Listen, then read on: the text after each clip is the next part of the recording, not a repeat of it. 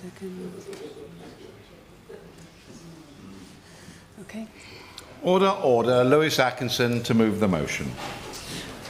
I beg to move that this House has considered E-petition 752673 relating to the timely progress of bills through Parliament. It is a pleasure to serve with you in the Chair, Sir Edward, and to open this important debate as a member of the Petitions Committee. I want to start by being clear about what this petition and therefore what this debate is about. While the petition was prompted by parliamentary consideration of assisted dying, this petition is not about assisted dying. This petition is about British parliamentary democracy and how, or indeed whether, it can work. It poses what I would suggest is an existential question for those of us here. Does our constitutional settlement allow changes that have been backed by the public and their representatives to pass into law? I desperately want the answer to that question to be yes. Not because I want to see a specific piece of legislation to be passed, but because if, as a country, we cannot resolve different views through Parliament, developing legislative proposals, scrutinising them, but ultimately reaching a decision on them, then I think we are in a very troubling place indeed. Will my honourable friend give way? I will. My honourable friend has made an excellent start to his speech. On the issue about private members' bills, does the honourable friend agree with me that if the other place has the ability to block private members' bills, then that totally undermines the whole concept of private members' bills going forward in the first place? Thank my honourable friend for his intervention, and I agree that private members' bills give an important avenue for democratically elected members of the Commons to seek important legislative change. It's how we've done social change for decades, a long-established precedent in this country, from the decriminalisation of homosexuality, abortion, the abolition of the death penalty, etc. And I do not believe fundamentally that the unelected lords should be able to fundamentally block such key social change. But I will come on to some of the questions he raises later on. I'm going to introduce the petitioners first, because I think it is ultimately a debate prompted by them. And then I will be happy to take further interventions later in my speech. This petition was initially proposed by Nathaniel Dye, a man who felt the urgency for change and looked at his Parliament to deliver it. Nat was a music teacher, and after being diagnosed with stage 4 bowel cancer in his mid-30s, he campaigned for cancer awareness and support, being recognised with an MBE for his incredible efforts. Nathaniel knew he was going to die and believed that Parliament should engage seriously with the issues that affected him and many others with terminal illness. He campaigned strongly in favour of the Terminally Ill Adults End-of-Life Bill, introduced by the Honourable Member for Batley and Spen in the last session. As a member of that Bill Committee, I had the privilege of meeting Nat on a number of occasions. He was a remarkable man. In his final months, he became frustrated, I think it's fair to say angry, at the way that the Lords were dealing with their consideration of that bill. And, true to form, he decided to do something about it, starting the petition that we're here to debate today. Nat died in January of this year. I pay tribute to him and also to his family, who have continued to support his efforts following his death. I'm grateful to Rebecca Scott, his sister, for meeting with me as part of the engagement process for this bill. After Nathaniel's death, his friend Sophie Blake became the petition sponsor, and it's a pleasure to see her in the gallery today, as it was to speak with her in preparation for the bill alongside a campaigner from Dignity in Dying. Sophie has incurable stage 4 secondary breast cancer, first diagnosed in 2020. She is allergic to opioids, which form an important part of the palliative care pain relief toolkit. Her family, unfortunately, have experienced what she describes as bad cancer deaths. She doesn't want her daughter Maya, also in the gallery today, to risk being left with those memories, and she therefore wants to have the option of an assisted death to avoid that, if she feels that is required at the end of her life. The key demand of Nathaniel, Sophie and the 114,000 petitioners is that bills supported by MPs and the public must be able to complete all stages of the parliamentary process and to become law. That the unelected House of Lords should be able to scrutinise, yes, but not block legislation backed by the elected Commons.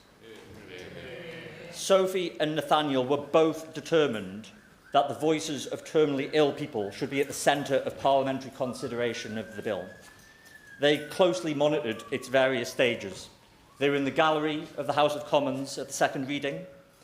They were in the public gallery of Committee Room 11 for some of the 100 hours of committee bill proceedings, where we made more than 100 amendments, including 30 proposed by MPs who opposed the bill at second reading. I will give way. I actually used to be the whip in charge of Friday sit-ins in the 2009 to 2010, and even now I would struggle to explain to people just how things work with some of the backbench bills and some of the shenanigans that go on. Does he agree with me that it actually destroys our constituents' faith in parliamentary democracy if they feel that we're all playing games and filibustering and resorting to sort of tactics to talk it out rather than debating things on the merit and then moving to a vote and determining the will of the House? I thank my honourable friend for her intervention, and I entirely agree. Listen, I think others, including opponents of the bill, I absolutely respect that people reach different judgments on this difficult issue. And ultimately, as I said, in our parliamentary democracy, it is for Parliament to resolve that, and on the balance of judgments of its constituent elected MPs. That is explainable to our constituents. That's something that constituents may wish to have. If that is decided by Parliament, then there is that can be explained.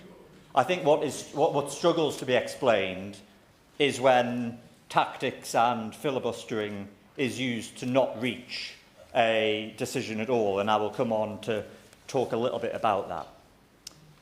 I do want to say at this stage, I think it's important to say that I did speak to groups opposing assisted dying as part of my preparation for this debate. Again, not to discuss the substance of assisted dying itself, but to try and, in balance, get a view about their view on process.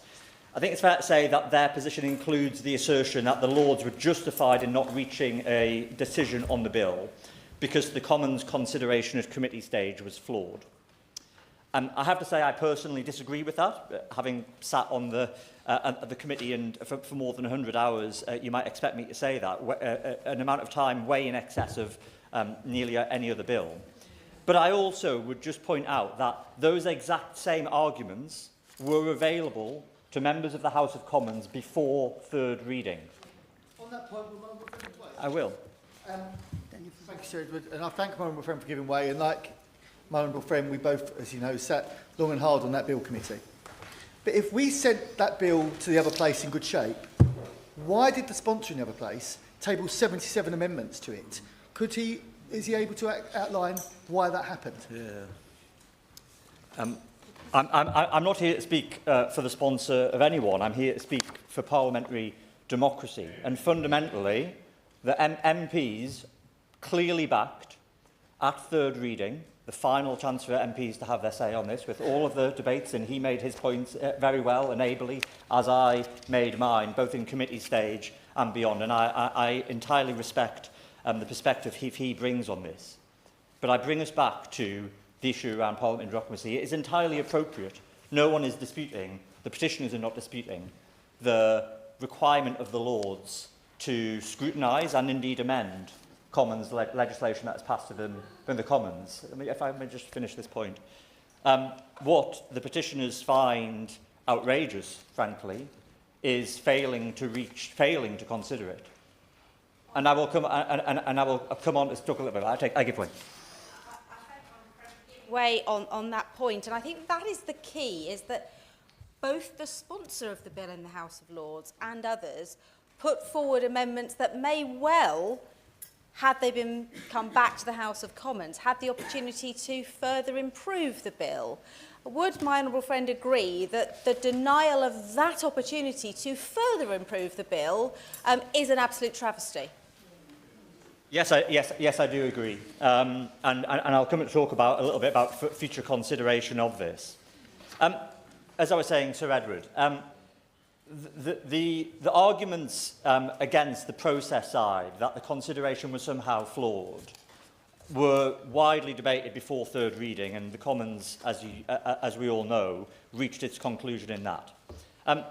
All MPs had to make a judgment independent of the whips. Did they want to pass the legislation? Sophie and Nathaniel were in the Commons gallery on that day too, the day of third reading.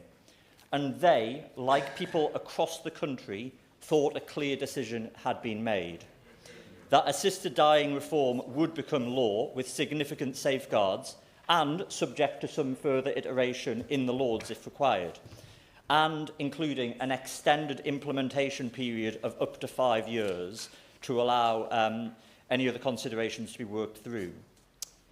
It was the approach of the House of Lords, and specifically a small number of peers, that outraged Nathaniel and Sophie and the petitioners. Yes, I will. There may only have been a small number of people, our peers in the House, that put forward their name. There were many, many others who wished to put their name on the amendments that were put forward. Does he not recognise that the will of the House of Lords, I think it was 150 or 170 of those from the House of Lords, had real concerns over it? And because they had concerns, the role of the House of Lords is to ensure that they're looked at and full entitlement. And on this occasion, they were not able to improve it in the timescale that was given forward. Does he not accept that? It's always a pleasure to receive an intervention from the honourable gentleman. And I know he's much more experienced in this place than I am. But what I would say to him is that over 16 days of debate in the House of Lords, the will of the Lords was not tested once. There were no divisions in the House of Lords. So if the will of the peers was so overwhelmingly against the bill entirely, the Lords could have voted against, could have divided on second reading if it so wished. It chose not to. The opponents of the bill in the Lords went out of their way, it is suggested, to avoid divisions, because some amendments may have passed, but a great number others would probably have been defeated. With over 1,200 amendments tabled, 1% of peers tabling 60% of them, and that small number of peers take up more than a third of the total speaking time. I'm just going to finish this point. Lord Falconer, and this has been, I think, alluded to by my friend from Bexley Heath and Crayford, the bill sponsor in the Lords, he made clear that he would sit down and discuss, and indeed accepted and supported amendments to respond to genuine concerns about the bill, but there was no opportunity for the Lords to reach a conclusion on amendments because of the tactics involved.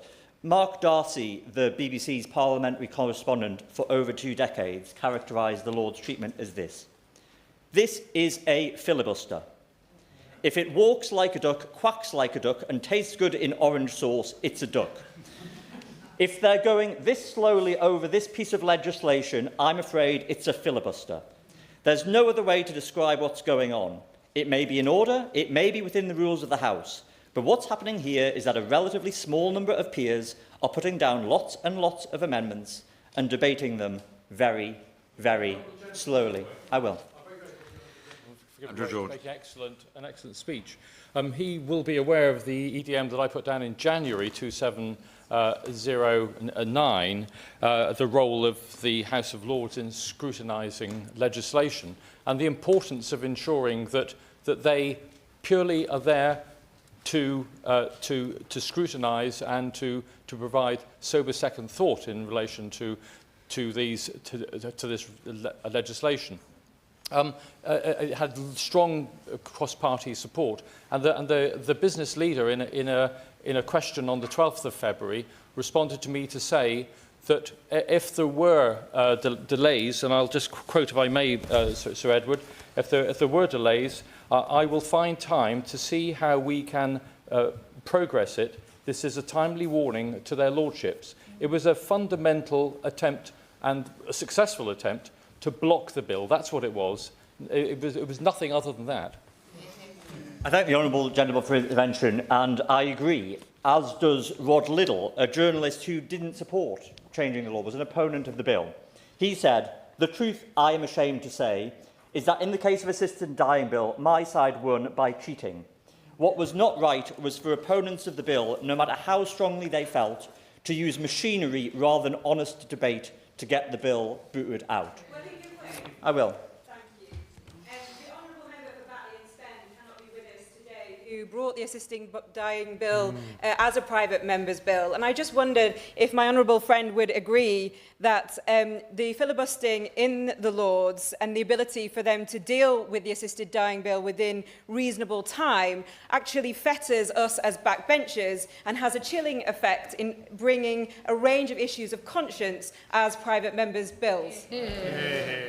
I think the honourable lady is, and the member for Batley and Spen are absolutely right. You know, I've heard it said that this issue, it was inappropriate for this issue to be brought as a private member's bill. But equally, we know that it would have been inappropriate for this to be included in any party's manifesto.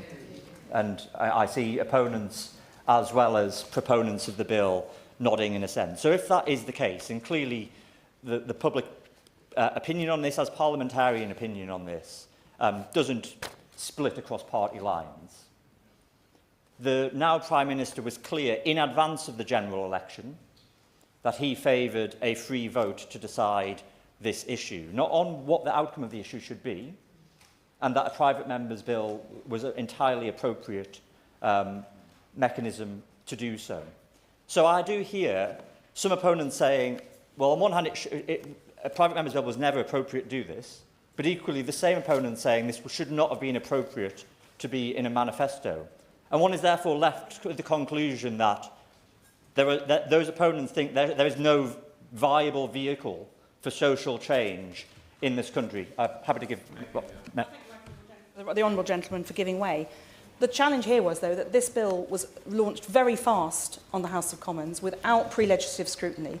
And other private members' bills have often been knocked around for a long while, discussed in detail, flaws recognised, adjusted and amended at different times. This came very fast, and there was a lot that was missing that had never been debated in the Commons because of the way that the system works, not just for private members' bills, but generally.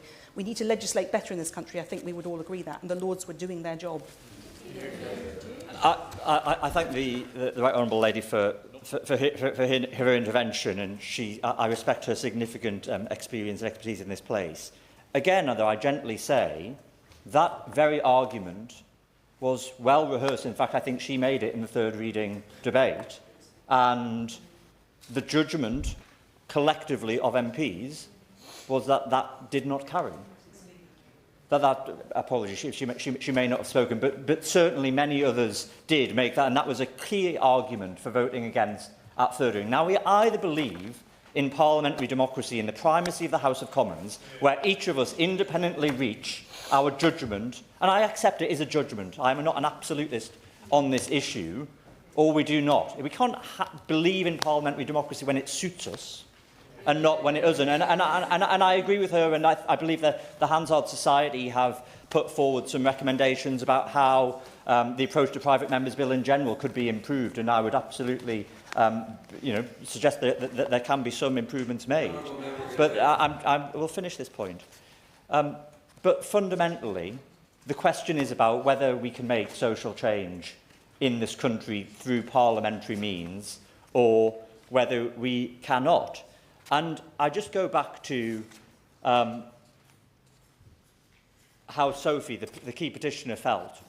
She sums up as following: "I'm living with incurable cancer, and I know how precious time becomes when you're facing the end of life. Watching Parliament waste that time because of the actions of a tiny number of unelected politicians is heartbreaking. And it's not that the House of Lords were improving the bill. They may have been in some cases, but the fact that the House of Lords in 16 years did not divide once and decide on one amendment I've already given way to the honourable member. I'll give my honourable friend. He's making an excellent speech. Does my honourable friend agree that wherever you stand on the issue of assisted dying, that the country is reasonably entitled to expect that after 16 days of debate and over 75 hours of debate, the House of Lords should have come to a decision on one of the most profound issues that has been debated in this parliamentary session? I thank my honourable friend for his intervention, and I do agree. I know, Sir Edward, you want me to make some progress, so I will. So the question then turns to what now? What does this mean for assisted dying? Yes, but also for the British constitutional settlement. As part of my preparation for this debate, I spoke to Tom Brake, the CEO of Unlock Democracy, who campaigned for constitutional reform, including of the House of Lords, to address the democratic deficit. He believes that the case for Lords reform has been significantly strengthened by the behaviour of peers in this episode. In contrast, the Hansard Society's director, Dr. Ruth Fox, who I also spoke to in preparation for today, reminded me that the Lords is a self-regulating chamber. It is not subject to the timetable or expectations of the Commons, or indeed anyone else, and she believes that nor should it be. But she is also clear that in the current circumstance, the British constitutional settlement provides a clear and appropriate response to which the Commons could use to assert its primacy, the Parliament Act. That Act was explicitly designed, Sir Edward, to be applicable to private members' bills. Indeed, when it was debated back in the 1910s, an amendment to confine the Act only to government bills was defeated. The Parliament Act has been used on issues of conscience before. For example, equalising the homosexual age of consent in 2000, or the Hunting Act in 2004, when the Lords refused to accept the decision of the Commons. The petitioners believe that it is now necessary to be used for assisted dying legislation also. They point out that if legislation is reintroduced and passed by the Commons a second time, then the Lords will again have a chance to do its job properly, to consider the type of amendments that a number of honourable members have suggested that they believe the Lords want to see. The Lords may pass amendments for Commons consideration, but under the Parliament Act, it would be unable to block progress entirely. I believe the Parliament Act gives us a way to answer the question of whether parliamentary democracy is still fit to tackle the key issues of our time. I'm grateful that my right honourable friend, the Leader of the House, is here, and I look forward to his assessment of that situation in response. I do hope he will specifically touch on the Government's assessment of whether the Parliament Act would be applicable should the bill be reintroduced, and crucially, if the Government will make appropriate time for necessary procedures in place to allow its use. Happy to give way. I thank my honourable friend for giving way while he's making such an important speech on such an important but also contentious subject. We know the Parliament Act has only been ever used 7 times and never for a private member's bill. And there's been leading figures in recent weeks who oppose the use of the Parliament Act in this way. Does he think that something so contentious that is a private member's bill should override the present constitution? I thank my honourable friend and regional colleague for her intervention. The Parliament Act was explicitly designed to include provision for private members' bills, Sir Edward, in its debate, and it has been used on issues of conscience before. I also would just take the question, and I'll come on to this, about this idea of contention. There is no doubt this is a really serious matter, but the view of the British public is remarkably stable and on this, which makes the resolution through parliamentary means absolutely clear. As part of my preparation for this debate, I spoke to Sophie Stowers from the polling and insight company More in Common, whose work on this topic I would stress has been independent and not funded by campaigns on any side. She told me that polling on the introduction of assisted dying has been remarkably consistent from the bill's introduction to now, with support levels among the British public of 60% compared to opposition in the teens. That finding is consistent with work carried out by others, including the Nuffield Council on Bioethics, who ran a citizens' jury on this topic, exposing all of the participants to lengthy discussion about the arguments for and against a change in this place. When I speak to constituents, Sir Edward, they still think assisted dying is coming into force because people don't understand, perhaps they can't really understand in 2026, how something that the elected representatives of their country can vote for and yet still be blocked by a small number of lords that have no accountability back to the public. In their insight work, More in Common report that people don't understand why the bill fell, they're puzzled about the suggestion that it ran out of time, and they don't believe that it should be the end of the process. In their polling in January, when it was becoming clear that there was a risk of the bill running out of time in the Lords, more than 4 in 5 citizens said that assisted dying should be reintroduced again in the session of Parliament that we are now in. I give way.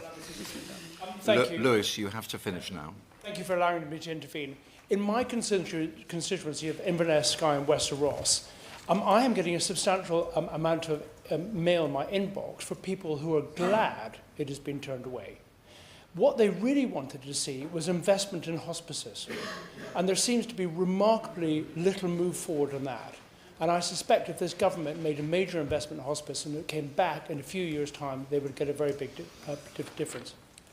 I thank the honourable member for his intervention and note that the Scottish Parliament democratically came to judgment on this in a devolved matter around hospice funding that he considers. And again, the arguments he made were aired extensively before third reading, and the Commons made its judgment clear. I turn now to my conclusion, Sir Edward. I know there's a lot of members that wish to speak. The public expects Parliament to work. More widely than on assisted dying, I think we can all sense a general public mood of impatience.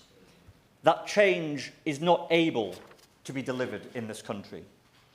I know that many on this side of the chamber felt some of that impatience when it took 18 months from our election to pass an Employment Rights Act, partly due to the ponderously slow process of the Lords. And we rightly asserted the primacy of the Commons at that stage. But parliamentary democracy is not a pick and mix affair. More in Common, in general, report a shift from... No, I'm going to finish now. More in Common report a shift from frustration to anger among the general public. Not on this issue specifically, but that in this country it is too difficult to get things done. A sense that our institutions are broken. A sense that action is blocked at every turn. That cannot be healthy, Sir Edward, for anyone, least of all for people who are dying and who have a limited number of days left. For people like Nathaniel and Sophie, parliamentary delay and inaction are not abstract concepts. Delay takes time they do not have. It prolongs a status quo that MPs clearly voted to change. I would not serve here today if I did not believe in British parliamentary democracy. The petitioners believe we must act to demonstrate that parliamentary democracy remains fit to deal with the issues of our day, including life or death. I pay tribute to them. This issue is not going away. I look forward to our debate today. Well, the question is that this House has considered E-petition 752673 relating to the timely progress of bills through Parliament. There are a very large number of colleagues who wish to take part, and I want this to be an orderly debate in which everybody has their say, and therefore I shall institute an immediate 6-minute limit on speeches. And if everybody sticks to that, everybody should get in. And just in case colleagues are tempted to give way to other colleagues and therefore prolong their speech, I will say that nobody will be given extra time if they give way to another colleague. This is to ensure that everybody gets in. And in terms of parliamentary courtesy, this is a debate. It's not just an opportunity to come in and make a short intervention and then leave. And therefore you are expected, if you make an intervention, to stay for some significant time and to return for the wind-ups. I hope that is agreeable to colleagues. We will now proceed with the debate, and I call Sean Berry. Many thanks, Sir Edward, and thank you for firm chairing today, which I look forward to. I also thank very sincerely the petitioners, in particular Sophie Blake, for all the work she does and for a very well put petition. And of course, Nathaniel Dye, who had the genuine honour of meeting and seeing his work before his death. I want to add a cross-party voice to this debate. The Greens, on the issue of assisted dying, were not whipped. We actually do not whip our members in any of the debates. But on this issue of conscience, all 4 of the Green MPs at the time did vote for this. But that is not what we're here to debate today. We are here to talk about the process. And I was so impressed with the process and the seriousness with which my colleagues, and I know colleagues across the House, took this issue. We made our decisions after so much debate and engagement with the bill text, with the amendments, debates in our office with our staff, in our constituencies. We all spoke with constituencies from a wide range of different groups. I myself spoke with young people, disabled people, faith groups. I spoke to several terminally ill people. I spoke to people caring for those who were terminally ill. This was serious work. The debates in the House, I was a relatively new MP when we went through second reading. I was very new MP when we went through second reading. And I found that so inspiring. I know, it's a sad topic, but I really found the debate to be extraordinary. So at the end of all of this, after an unwhipped by any party debate with such seriousness on an issue of confidence in the House of Commons, all this work led to a majority for the bill. And then we all know what happened next. A refusal by the House of Lords to actually come to any kind of decision on this, and the effective blocking of any further consideration of this issue into which we had all put so much work. So I will give way.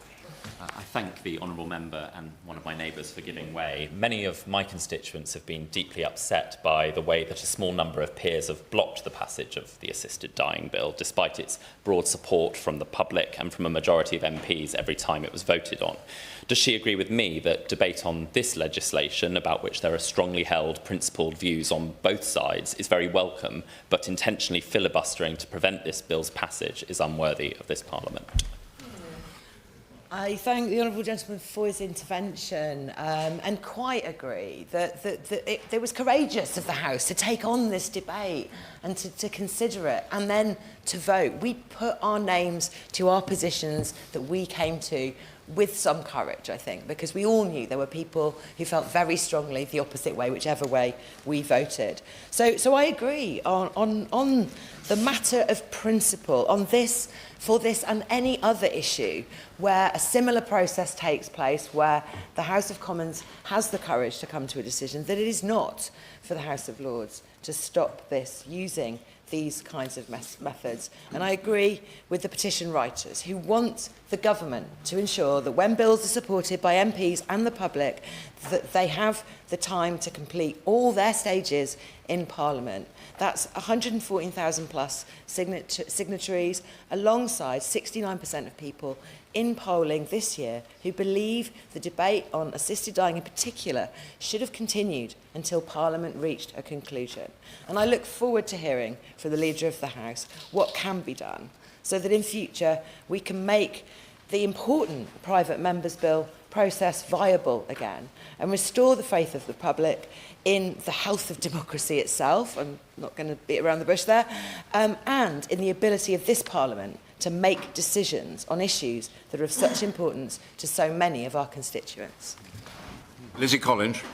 Thank you, Senator. It's a pleasure to serve here today under your chairship. And I wanted to speak about the process of the Terminally Ill Adults End-of-Life Bill, which was prevented from completing its parliamentary journey by a small number of unelected peers who, in my opinion, showed through their own actions that they had no respect for the constitutional settlement of this country, no respect for the House of Commons, no respect for their own role as scrutineers, and no respect for the British public. May I intervene, please? I'm sorry, I won't give way, as I want to finish this speech. So, the House of Lords, at its best, provides detailed scrutiny of legislation, proposing amendments to make legislation more workable and to address criticisms of a bill. But this was not the House of Lords at its best. This was the House of Lords I remember from my early adulthood, the Lords who kept blocking the equalisation of the age of consent for gay men and who delayed the repeal of Section 28. So what august company for these modern-day peers to be in? And in each of the cases cited, the primacy of the Commons was asserted. And I really hope that once again, the primacy of the Commons and the will of the British people prevails. Now, opponents of the bill will say that the actions of these few peers was the Lords providing scrutiny that the Commons did not. I say, what utter nonsense. We've already heard of some of the over 1,200 amendments proposed, like a pregnancy test for all applicants, regardless of their sex, regardless of their fertility status. Now, is this scrutiny or is it filibustering? I think we know the answer. In the Commons, the bill had more scrutiny in terms of debate on the floor and hours in committee than any government bill of recent times. And I remember those debates in the Commons. For the most part, they were nuanced, thoughtful and well-intentioned. And I remind the House that the issue of assisted dying has been debated for over 100 years in this country. Chair, I've also sat on multiple bill committees, including some of the longer and more contentious ones in this Parliament. They didn't last as long or see as many amendments debated as the Terminally Ill Adults End-of-Life Bill did in the Commons. So if a process that went above and beyond the process for any government bill isn't sufficient to pass a law, then what is? Because the debate in this place and subsequent amendments to this bill addressed matters of substance, raised because of often understandable concerns, and they were supported by many of us who support the right to choose the timing and manner of your own death in principle, but who would not support a bill which exposed people to the risk of not making that choice freely, or a bill that didn't have strong guardrails. For me, and the conclusion of the Commons debate was that this was about how a bill would operate in practice. Now, what we saw in the Lords was not that. The majority of Lords were firstly prevented from voting on any aspect of the bill whatsoever. And the clogging of the debate with unserious amendments prevented a proper debate on matters of substance. So where does that leave us, Sir Edward? It leaves us in a dangerous status quo where terminally ill adults with the means to do so go abroad to die, often too early. It leaves us with a legal situation where the manner of someone's death and the intention of the people who are with them are determined after someone is dead and cannot make their views known. It leaves hundreds of terminally ill adults taking their life every year, often in very upsetting circumstances. Now, most people, Sir Edward, will die a perfectly ordinary death, managed well by palliative care. But palliative care can't help everyone, no matter how good it is. Anyone who says otherwise is unfortunately not telling the truth. It's been demonstrated by, unfortunately, too many difficult deaths and the pain of too many families who are left behind. But the debate today, Sir Edward, is about something bigger even than those tragedies. This is about the constitutional settlement of the United Kingdom. This is about the reasons that we decided that those with no democratic mandate should not be able to block the will of the elected chamber. And this is about trust in Parliament. Trust that we will do things with dignity and respect for the proper way of doing things, to know our constitutional places and the limits placed upon our power, limits that are there for a very good reason. This is about the ability of the Lords to behave in a way that allows us to have flexibility in our constitutional settlement, to allow it to move with the times and not be bound by a single rigid written document, because I see great value in having flexibility in our constitutional mechanisms. But this relies on individuals and groups of individuals operating with honour, something unfortunately this episode did not demonstrate. And I worry that if this is repeated, we risk having to move to a more rigid system to enable the primacy of the Commons. Now, the British people expect high standards of scrutiny from parliamentarians, both in this place and the other place. And in the case of the Terminally Ill Adults End-of-Life Bill, the House of Commons did its job very well. In the other place, the Lords were prevented from doing their job properly by the actions of a minority. Sir Edward, not only for the memory of Nat, our friend and fellow campaigner, but for every person in this country, this can't be allowed to stand. Thank you. John Cooper. Sir Edward, it's a pleasure to serve under the iron grip of your chairmanship. We are not here to relitigate the substance of the assisted dying bill, but to instead consider a profound change to the way we here in this place carry out our duties as legislators. The petitioners seek, in short, for a failed bill to be smashed through as though it had not been subject to proper procedure, that we accept it fell through procedural malfeasance. Not so, Chair. This bill fell because a gamble was taken to proceed down the private member's bill route. It's well known that such bills can run out of road due to time constraints. The emotive nature of the subject of the bill is obvious, but just as the Commons debate was dominated by deeply moving yet ultimately anecdotal accounts of painful deaths, so we cannot decide here on emotion. Bad cases do not make good laws. We must decide on facts, cold, hard facts. And it is a fact that this bill carried a major flaw at its heart in that it was not part of the Labour manifesto on which this government was elected. It's also a fact that the Lord's scrutiny role is designed to prevent the passage of poor legislation.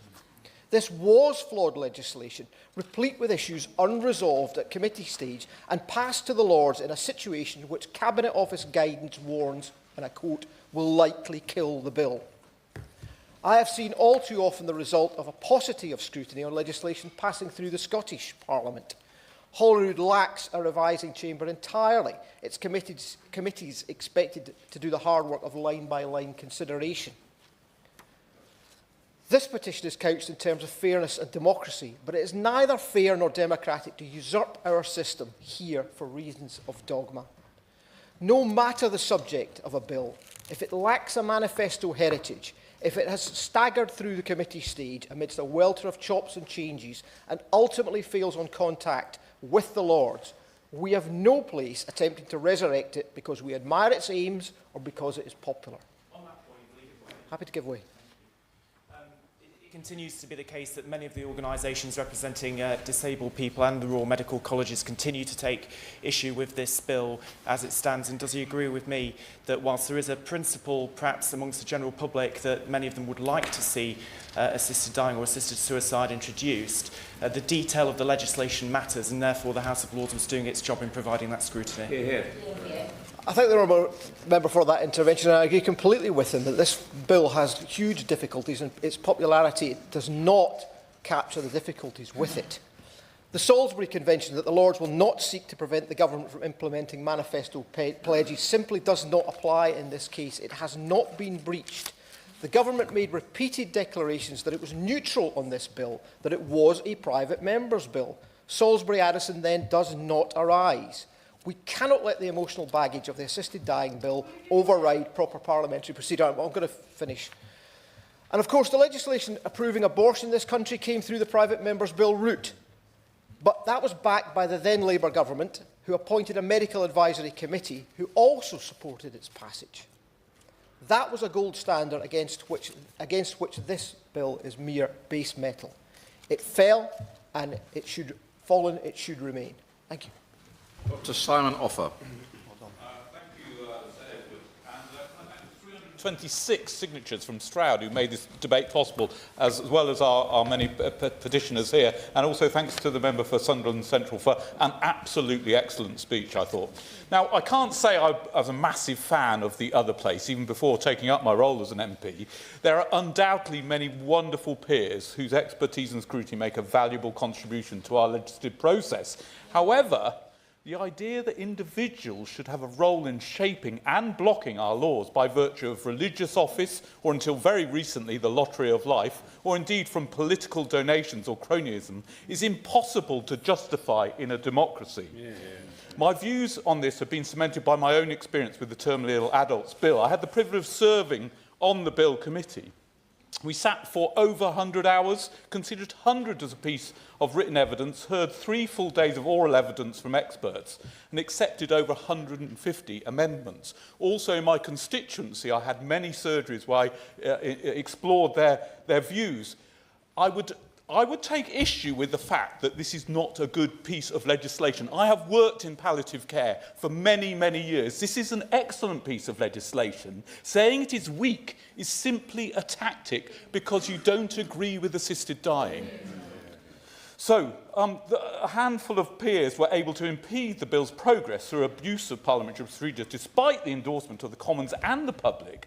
Only 14% believe the House of Lords should be able to prevent the bill becoming law, according to polling, and just 1% of peers took over a third of the speaking time and tabled 60% of amendments. And as we've heard, many of these amendments were tabled in good faith, but others were absolutely ridiculous, and I won't go into those. But, Chair, the obstruction that we saw with the assisted dying bill can never be allowed to happen again. And I'm actually grateful that we have a Parliament Act that we can use, but it's increasingly clear that we must look at other mechanisms, and that must mean we need to completely change, possibly even get rid of the House of Lords. So, peers are continuing to frustrate timely progress of bills that have been passed by the democratically elected Commons. It's not just assisted dying, it was also the Employment Rights Act, where opposition peers refused to put down their bats during the game of ping-pong.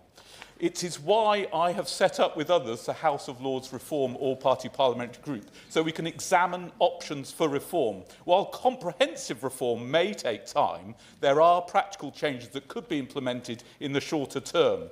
The fact that the House of Lords is self-governing is fiercely guarded by many peers. However, these gentlemen agreements without underpinning rules simply leaves it open to abuse, as we saw over the course of the previous parliamentary session.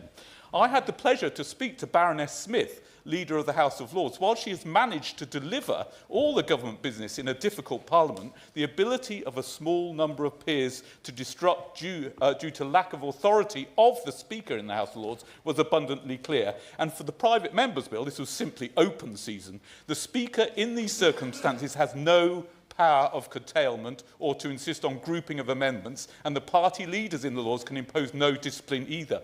There is, in fact, no rules, and it allows a very small number of peers to use their own particular views to block legislation. It is time that the other place adopted rules of conduct and the primacy of the Speaker. In the longer term, Chair, we need to abolish this chamber and replace it with something fit for purpose. So to conclude, Chair, the public expects Parliament to debate, scrutinise and improve legislation, not to allow a small, unelected minority to prevent the will of the elected House from being carried into law. I hope the government will work with us to ensure what happened to the assisted dying bill will never happen again, and that the will of the Commons on this point is made into law. Thank you. Andrew George. Formally congratulate the honourable member for Sunderland Central on the way in which he introduced this and the very strong case he made not only for the bill itself and the manner in which it was treated, but also the recommendations for the reform the House of Lords. As he said, we don't really want to go through a rehash, a re-debate of the terminally ill dying bill itself. I think that what we've seen is that people who are on both sides of this debate were disgusted at the way in which their lordships, or a small minority of their lordships, were able to abuse the powers available to them, not to scrutinise, but to block the bill in the manner in which they did. And indeed, a strong opponent of the bill, Rod Liddell, described it as, "We won by cheating." And that is precisely exactly what happened in this circumstance. And to be told by their lordships on many occasions that, in this rather condescending way, that the democratically elected chamber of the House of Commons had passed a bill at its third reading, which was not fit for purpose. I mean, the fact is that if we all designed a private member's bill ourselves, there would be 650 different versions of the bill. There isn't the concept of a perfect bill is one which can be debated, no doubt, by everyone that looks at it. Well, I would prefer it to be amended in this manner. I'd prefer it to be amended in that. I mean, the fact is that the manner in which the honourable member for Batley and Spend proceeded with the bill, accepted the very sensible amendments to it, ended up with a stronger and very, very effective bill. And I feel very strongly. I will give way. Is he aware, however, that on those points, the points I fought long and hard for on learning disability at Bill Committee, yes, the sponsor in the House of Lords had amendments which would have undone some of those commitments. And if the bill had passed in the Lords, yes, we would have then been stuck in a ping-pong situation around the amendments that have been passed at Bill Committee by the Commons being undone potentially by the Lords. Yeah. No, the honourable member makes a very strong point indeed.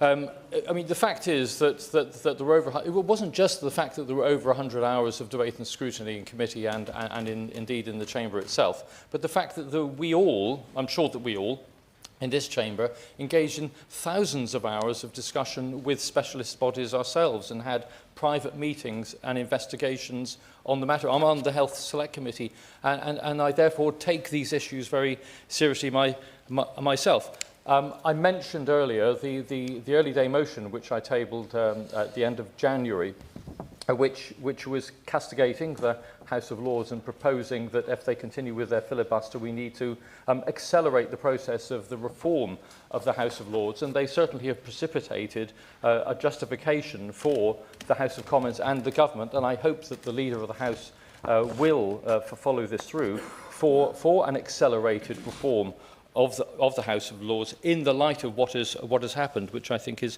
quite disgraceful. Will my honourable friend give way? Very briefly. I thank my honourable friend for giving way. He's making a very good speech, and I say this with some trepidation given how well he has done in the private members' bill ballot this time round. But does he agree that something that could unite the people in this chamber with differing views is that we need both significant House of Lords reform and meaningful reform of the whole private members' bill process? Indeed, he makes a very strong point, and of course, yes, I've come out number 4 this time around, having come out number 1 in 2014. I know what it's like to go through this process, and indeed, on that particular point, I find it unacceptable that I'm under very significant pressure to take this bill through again, which actually denies me the opportunity to take through the many other options which I should be entitled to take forward. I leave the House awaiting my announcement on the 17th. But let me just simply say to the Leader of the House, he said in his answer to me on the 12th of February, which I mentioned earlier, that I will find time to see how we can progress this. This is a timely warning to their lordships. I mean, the fact is it shouldn't now be down to a private member to be taking this matter through. It should be now down to the government. If the will of the House has been actually decided, we need to find time, the government needs to find time to Parliament Act this and to run this one through, to ensure that the democratic principles are upheld. Now, the fact is that if we are looking at reforming the House of Lords, I think we need to start from the point of view of what do we want the House, a second chamber for, and indeed if we want a second chamber. And the answer to that is for scrutiny and for sober second thought. And whilst I know that others might say, well, it lacks a democratic deficit, the fact is that, in my view, the best thing is to abolish the place. I'd rather see it abolished and replaced with a Citizens' Assembly and an Appointments Commission bringing the brightest and the best from all walks of life into the chamber. What we don't want to do is to have a second chamber which will be a competitive chamber to that of the House of Commons. So I would say to the Leader of the House, I look forward to his concluding remarks, and I do hope that he will think hard about the words he gave to me and that he will find us time to take this bill through. Thank you, Sir Edward. Andy Slaughter. Pleasure to be having you, Chairmanship, and I do thank my friend for that excellent opening speech. In the 21 years that I've been entering the private members' bill ballot, my name's been drawn out once in 2018.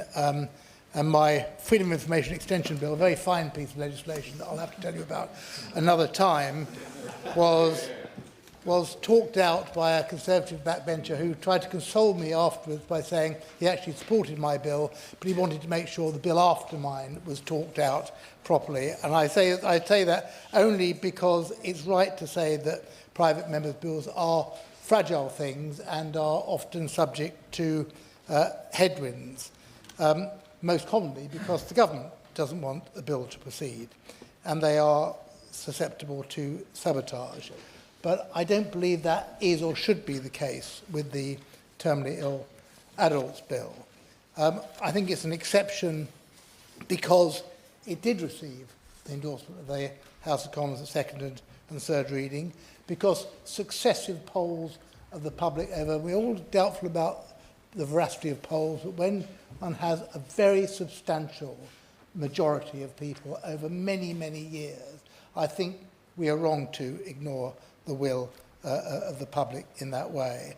And also, as I've said, the government is allowing passage of the bill. So it's only the filibuster in the Lords by a small number of peers that has harpooned this piece of legislation thus far.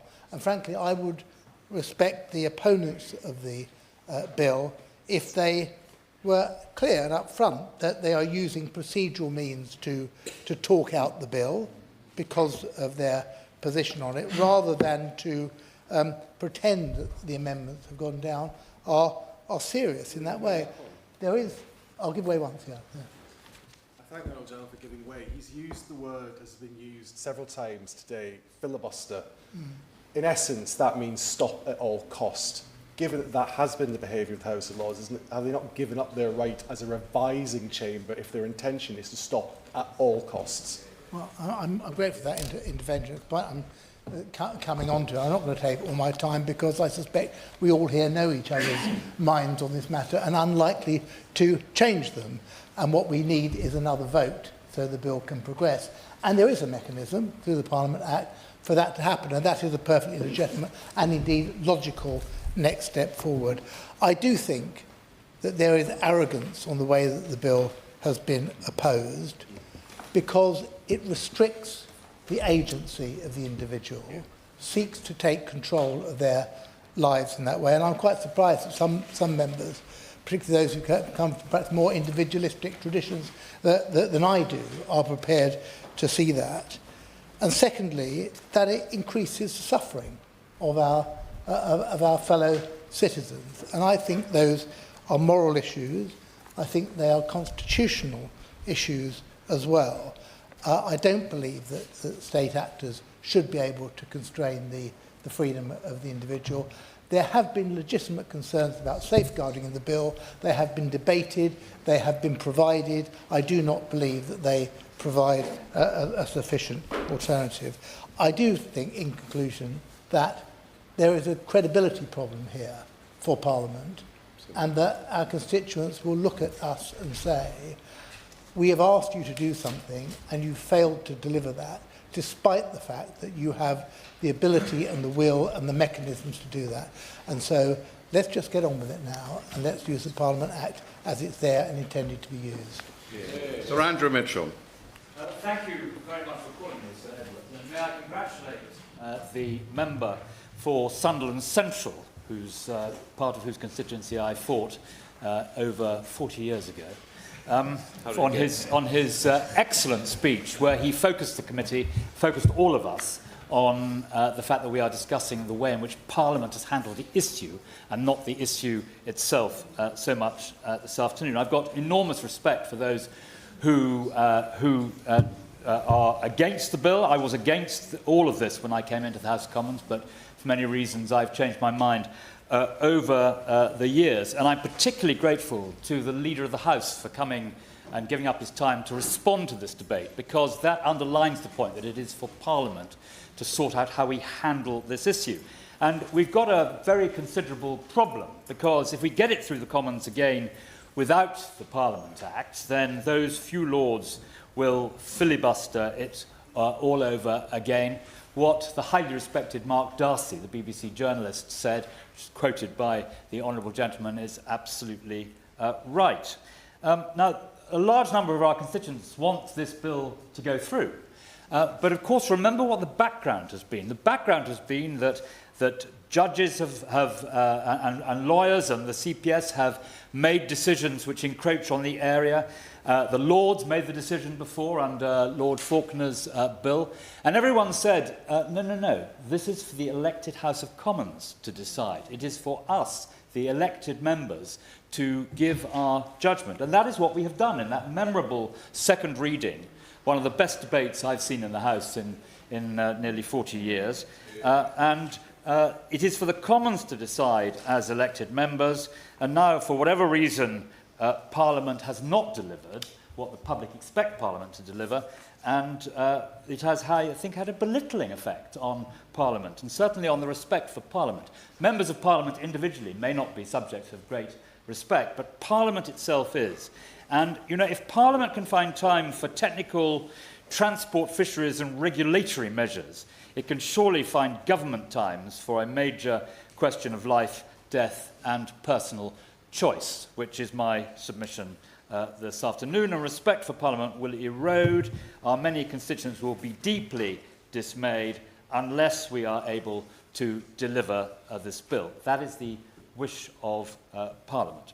The Abortion Act in 1967 was a private member's bill, but the government recognised it as a major issue of conscience and public policy and ensured, Sir Edward, that sufficient parliamentary time was available, and without that, the bill would not have got through. And remember, as I think has been alluded to, other landmark reforms of the 60s, the abolition of the death penalty, the decriminalisation of homosexuality, they relied on government support for additional parliamentary time despite being private members' bills. And assisted dying, I say to the Leader of the House, falls in the best traditions of those decisions that were made then, and I hope that he and his colleagues will feel able to make the same sort of decisions as our forebears did back in the 60s. Unless, Sir Edward, we have government time, this is not going to work. It's going to gravely damage the reputation of Parliament. Parliament will not have opined either way on this vital issue of conscience for reasons of procedure. Our constituents will feel we are not coming to a conclusion either way. We will have let them down. The answer, Sir Edward, is government time. Meg Hillier. Thank you very much, Edward, and a pleasure to speak under your chairmanship. I think I want to nail a few myths that have been we've been talking about today. So first of all, before I go into some other comments, there's been some talk about government bills that members have sat on and how they have been shorter than the private members' bill that discussed assisted dying. That's because government bills are timetabled. Guillotines are put in because the usual channels get in touch to limit the debate. And of course, there's always an inbuilt government majority on those bills. So it's not unusual that there would be more time potentially on a bill that doesn't have those constraints. But it's also worth noting that the bill that dealt with assisted dying had an inbuilt majority by the sponsor, so there was very little chance of any change in that. And a lot of people voted at second reading for change and discussion in committee, and there were very, very few changes made then. Most of those amendments were made by the sponsor. And both hunting and equal marriage were supported, of course, by government. Assisted dying is not explicitly supported by this Labour government. And I think if it were to do that, there would be a major crisis within the governing party, as it wasn't in the manifesto and was not something that was discussed in any of our normal policy procedures. And one really important thing to correct, I think, the honourable gentleman for Sunderland Central, who kept referring in his opening speech to the fact that there were no votes in the Lords, no opportunity to divide. That's because at the committee stage in the Lords, it is not an amending stage, and there is no opportunity to vote. The votes would have happened at a later time. So it wasn't. That's just the way the Lords works, and I think it's really important not to criticise the Lords for the normal procedures that they were following. It wasn't anything special or different about this bill. And most of the speeches, I need to just make some progress, and I'll give way in a moment. Most of the speeches were very short. They weren't filibustering, as when I think many members here will have done that or seen that, when members stand up and speak for very prolonged periods of time. Sometimes the whips ask you because someone's off-site and you need to prolong a debate. Those things happen. Most of the speeches were around 5 minutes or less. And just to take one amendment that's been discussed, the pregnancy amendment, this is something that was often ridiculed. But in the bill that went to the Lords, and there'd never been any discussion in preparation in the House of Commons at any point about what would happen if someone who is pregnant wanted an assisted death. In some jurisdictions, you have to have a termination before you can have an assisted death, and others you have to have given birth before you can have an assisted death. But the point is that there was a discussion about what to do, and there was no policy on that. So these are important things to nail down and resolve, and that is still not resolved. And on public support, there's support in principle, but not carte blanche, and there's massive concern about the detail. I haven't got time to go into all of that. And of course, we know a lot of the most of the Royal Colleges are concerned about this bill. But I think it's important to remember we are legislators. We make law that's got to be deliverable and unambiguous. We're not a debating chamber. We do debate, and this is a debating chamber. We're not voting on law today, but it is important that we legislate for the real world, and there is a role for a revising chamber, because frankly we don't do it well in the Commons. We often have very little scrutiny, inbuilt government majorities. Recent times, perhaps because of the nature of a large majority, we've seen business running short in the chamber. We've had an inability, we know, to make any changes at secondary legislation because of the inbuilt government majority on those bodies. And in this case, for the assisted dying bill, there are an awful lot of Henry VIII powers, 42 delegated powers for any future government, mad, bad or dangerous, of any party now or yet to be thought of, that will be making these decisions. And that's what we would be giving away if this bill, as it were, to be passed. So that's why we have a revising chamber, to make these discussions. And for the bill, as I mentioned in my intervention to the honourable member for Sunderland Central, there was no real pre-legislative scrutiny for the bill that was put forward, and little time for MPs to engage with the bill as it came forward. And the Bill Committee was long, but as I say, there was an inbuilt majority.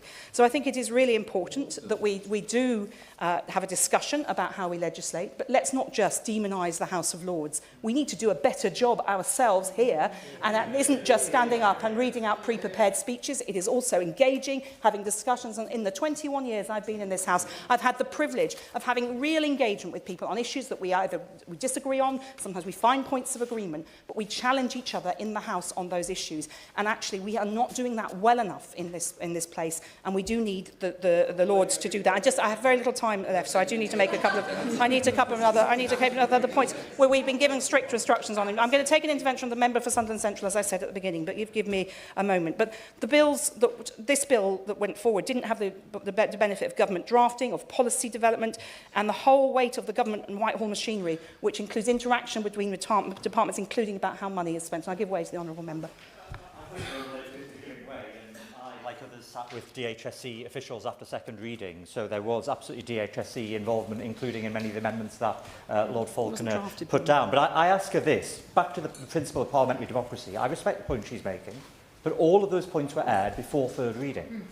So why is it, if she says we need to be not a debating chamber, we're a decision chamber, that we reach a decision, does she not agree it should be respected? No, I think that there is the whole point about the process is that we have a revising chamber, and if this bill were to come back and be Parliament acted, we are in dangerous territory. We are mischaracterising the laws, and we need to be careful about that. And we need to be very careful about using a parliamentary mechanism like the Parliament Act to set a precedent for any mad, bad or dangerous government to take things that were never in a manifesto and ram them through Parliament by the private members' bill. So while it may be appealing to many people in this chamber for this bill, we have to also look at that longer-term precedent. And by all means, we need to look at how we legislate in this place, but let's not demonise the Lords for doing their job in the current system. Luke Taylor. Thank you, Sarah. It's a pleasure, as always. And also thank you to the Honourable Member for Sunderland Central for so capably introducing, but also to the petitioners, who are the very reason that we are here today. It's an incredibly simple petition that asks a very basic principle, that when bills are supported by MPs and the public, they have the time to complete all their stages in Parliament.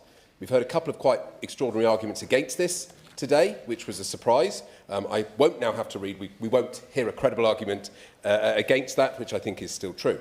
It is entirely possible to support the need for a reviewing upper chamber whilst believing that if there is significant popular will in favour of a piece of legislation, and if there is valid evidence in favour of its implementation, then the view of the Commons that a bill should at least be considered should ultimately prevail. Unfortunately, we're really here because that principle has not been applied to the terminally ill adults end of life bill.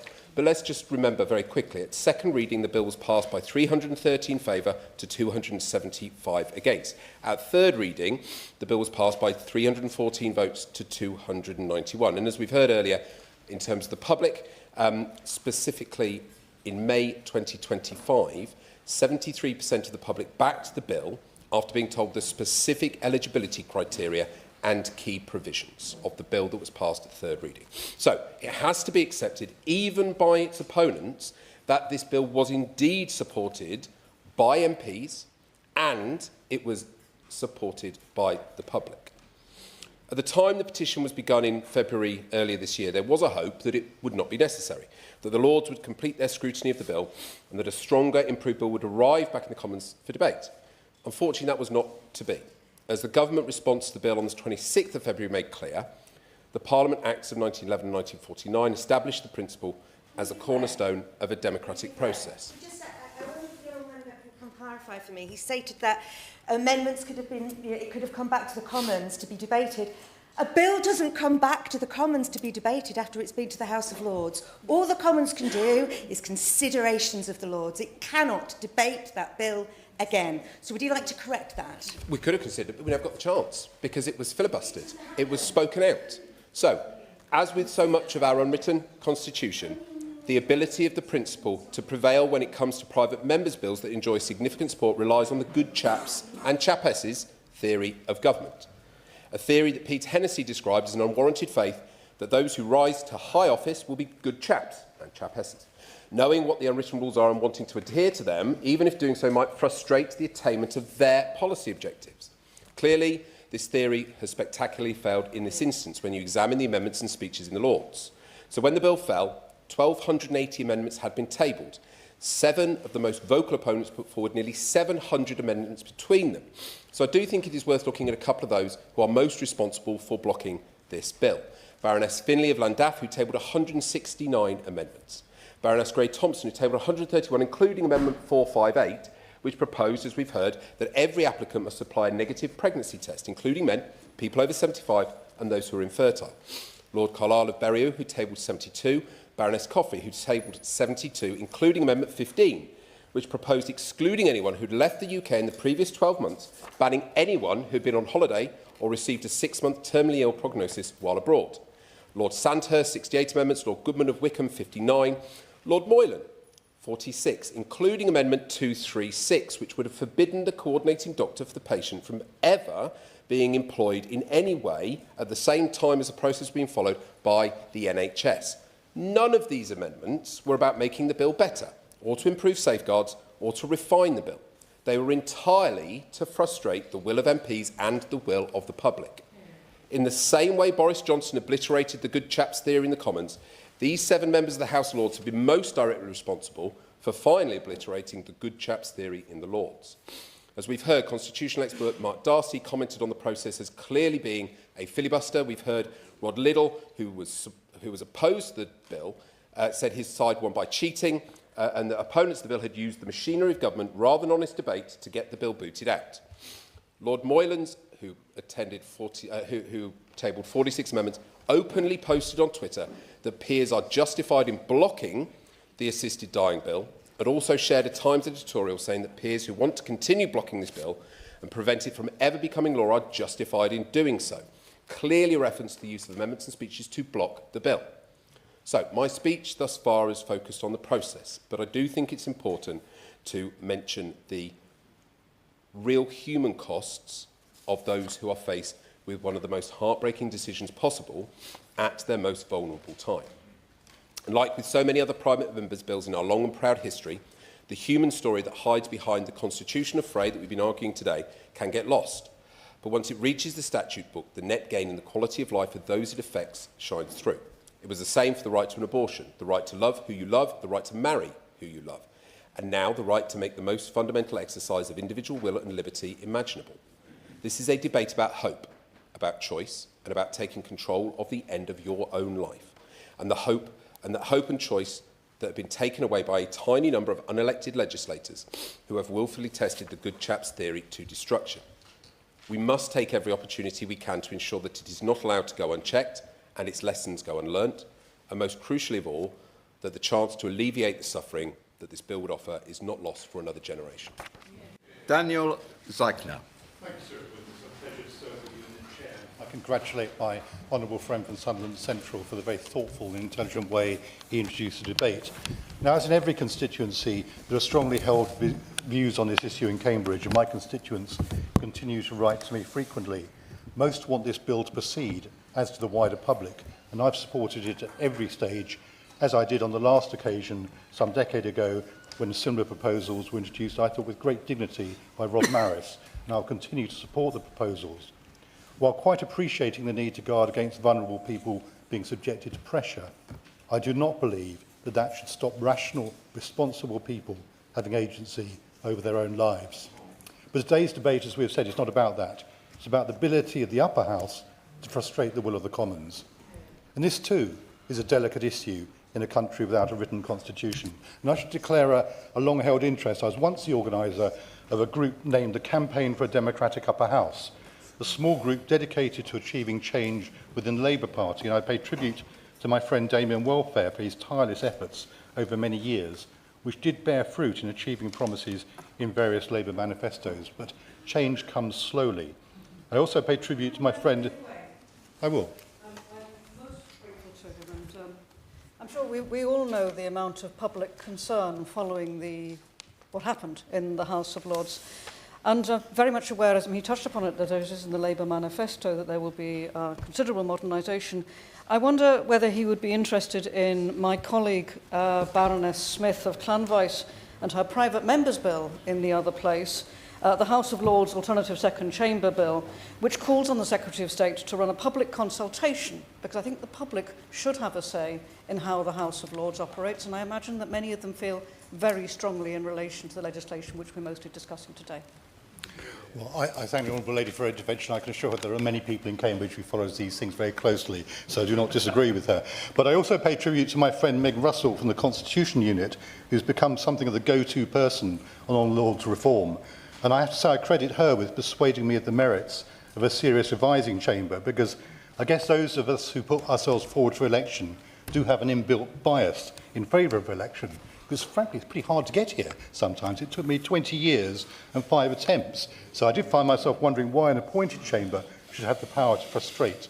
And I won't go through the well-rehearsed arguments, but suffice to say with experience, I am aware that an elected chamber doesn't always get things right first time. And I do have great respect for the experience and seriousness of many colleagues in the Lords. But, and there is a but, the delicate relationship is based on an understanding the elected chamber has primacy, and that's where this petition has force. I do not doubt the sincerity of those who have chosen to filibuster the bill, and that practice, of course, has a long tradition in many jurisdictions. But here, I think, there's long been an understanding that the Lords may delay, but not destroy. And on this issue, the will of the elected chamber is clear, and indeed it reflects the will of the people. Those in the Lords using these procedures to thwart that will should think hard about what they've done. They've put the relationship between the Lords and Commons under scrutiny, and if this cannot be resolved, I think it's clear what must come next. The relationship must change. I doubt that's what they want, But if this Parliament cannot find a way forward, much less sympathetic successors almost certainly will. I've long been in favour of a democratically elected second chamber reflecting the regions and nations of our country. A revising chamber, yes, but one with democratic legitimacy. And I hope that this debate and this petition helps bring us a step closer. Tom Tuggenhat. Thank you, Sir Edward. It's always a pleasure to be working with you in a committee such as this. The challenge that this case brings up is one that we've seen again and again, actually, in this place. It's not just about the legitimacy of the Commons, and as the Honourable Member for Sunderland Central has said, about parliamentary democracy.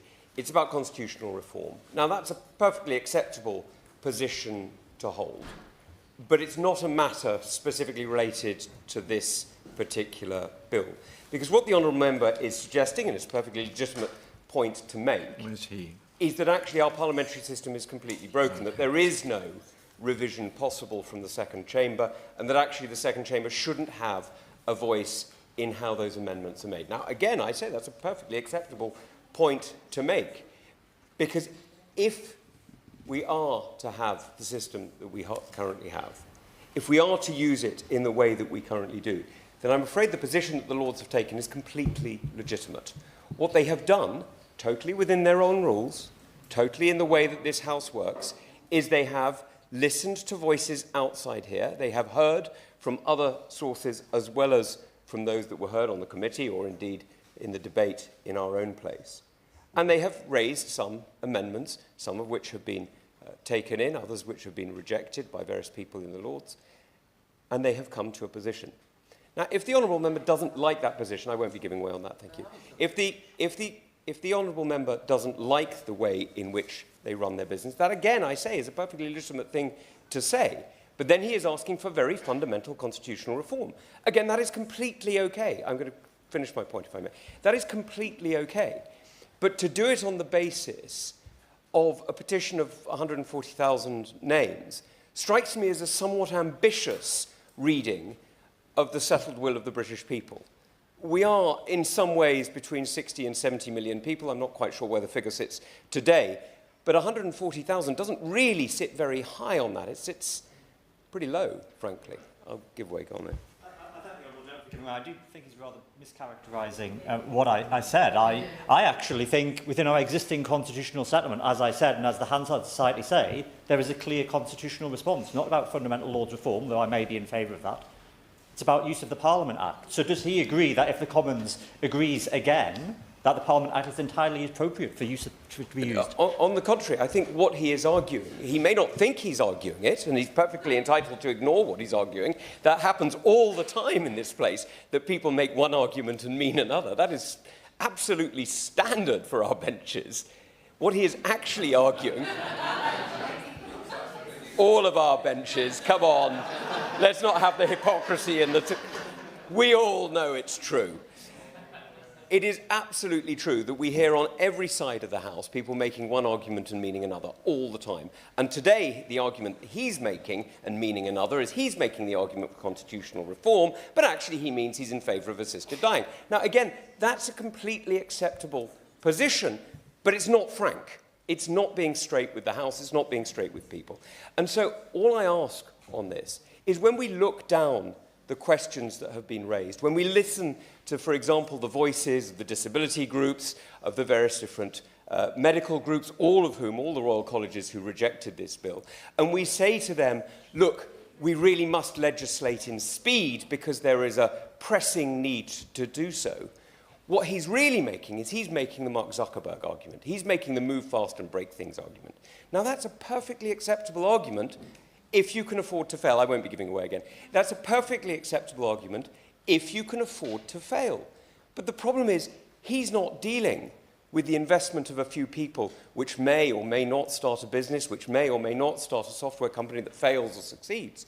He's playing with the lives of thousands, tens of thousands, hundreds of thousands of people. I won't be giving away again. What he's doing instead is he's saying that the role of democracy is to behave like the private interest group of a small cabal. Now, I don't believe that's the case. I believe that the role of democracy is to measure, to weigh, to take matters slowly. And if, in a matter of life and death, that is not the case, then when are we supposed to be measured and taking time? And before people say that we had a long time on committee, never forget that in government bills, we start them years before, not weeks, not months, but years before. Any of us who have introduced a bill through this place know exactly what we mean. You start with a bill as an idea. It takes 2 years normally before it even gets to the Leader of the House and his various bill committees, where you test and adjust and play with the bill with the different ministers and in the right round process. So the idea that you can argue that that is replaced, that period of expertise from government, civil servants, from lawyers, from medical, from all the others, with a brief hearing in the committee, I'm afraid is simply not true. The honourable member may think it's long, but she really has no idea of time, if that's what her perception is. The reality is that government bills take time because they have to be got right. This bill is wrong. The only thing that stopped it was the Lords. If he wants to abolish it, that's fine. But if he could make that argument, I think we'd all be a lot happier. Daniel Francis. Thank you, Sir Edward. It's a pleasure to serve under your chairship, and I'd like to thank my honourable friend from Sunderland Central for his opening remarks. I believe we're one of 5 members in this room that were members of the Bill Committee, and I think I'm the only member in this room that was a member of the Bill Committee that voted against the bill at second and at third reading. Now, as members know, I support the principles of the bill, but I do continue to have concerns about issues regarding mental capacity and learning disability, and I do want to talk a little bit about the bill that we sent to the other place. Because firstly, it should be remembered that the bill we passed at second reading was not eligible to people with cancer, with HIV, or with multiple sclerosis, because we passed a bill at second reading that said it was not open to people within the definition of the Equality Act, the disability definition within the Equality Act, which permits to those 3 conditions, cancer, HIV, and multiple sclerosis. And we had to put that right at Bill Committee, because the original bill was not eligible to people, as I say, with cancer. Now, at Bill Committee, we took evidence from people, and we accepted evidence from somebody who said, move to a panel situation. But that person also said to us, look at the law in Spain and how it treats the families of people with learning disability.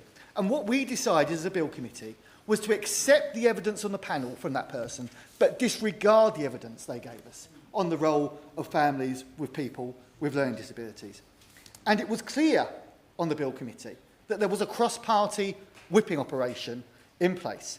And what we saw very early in the process was anyone from an opposition position, like myself, my early amendments on learning disability were rejected.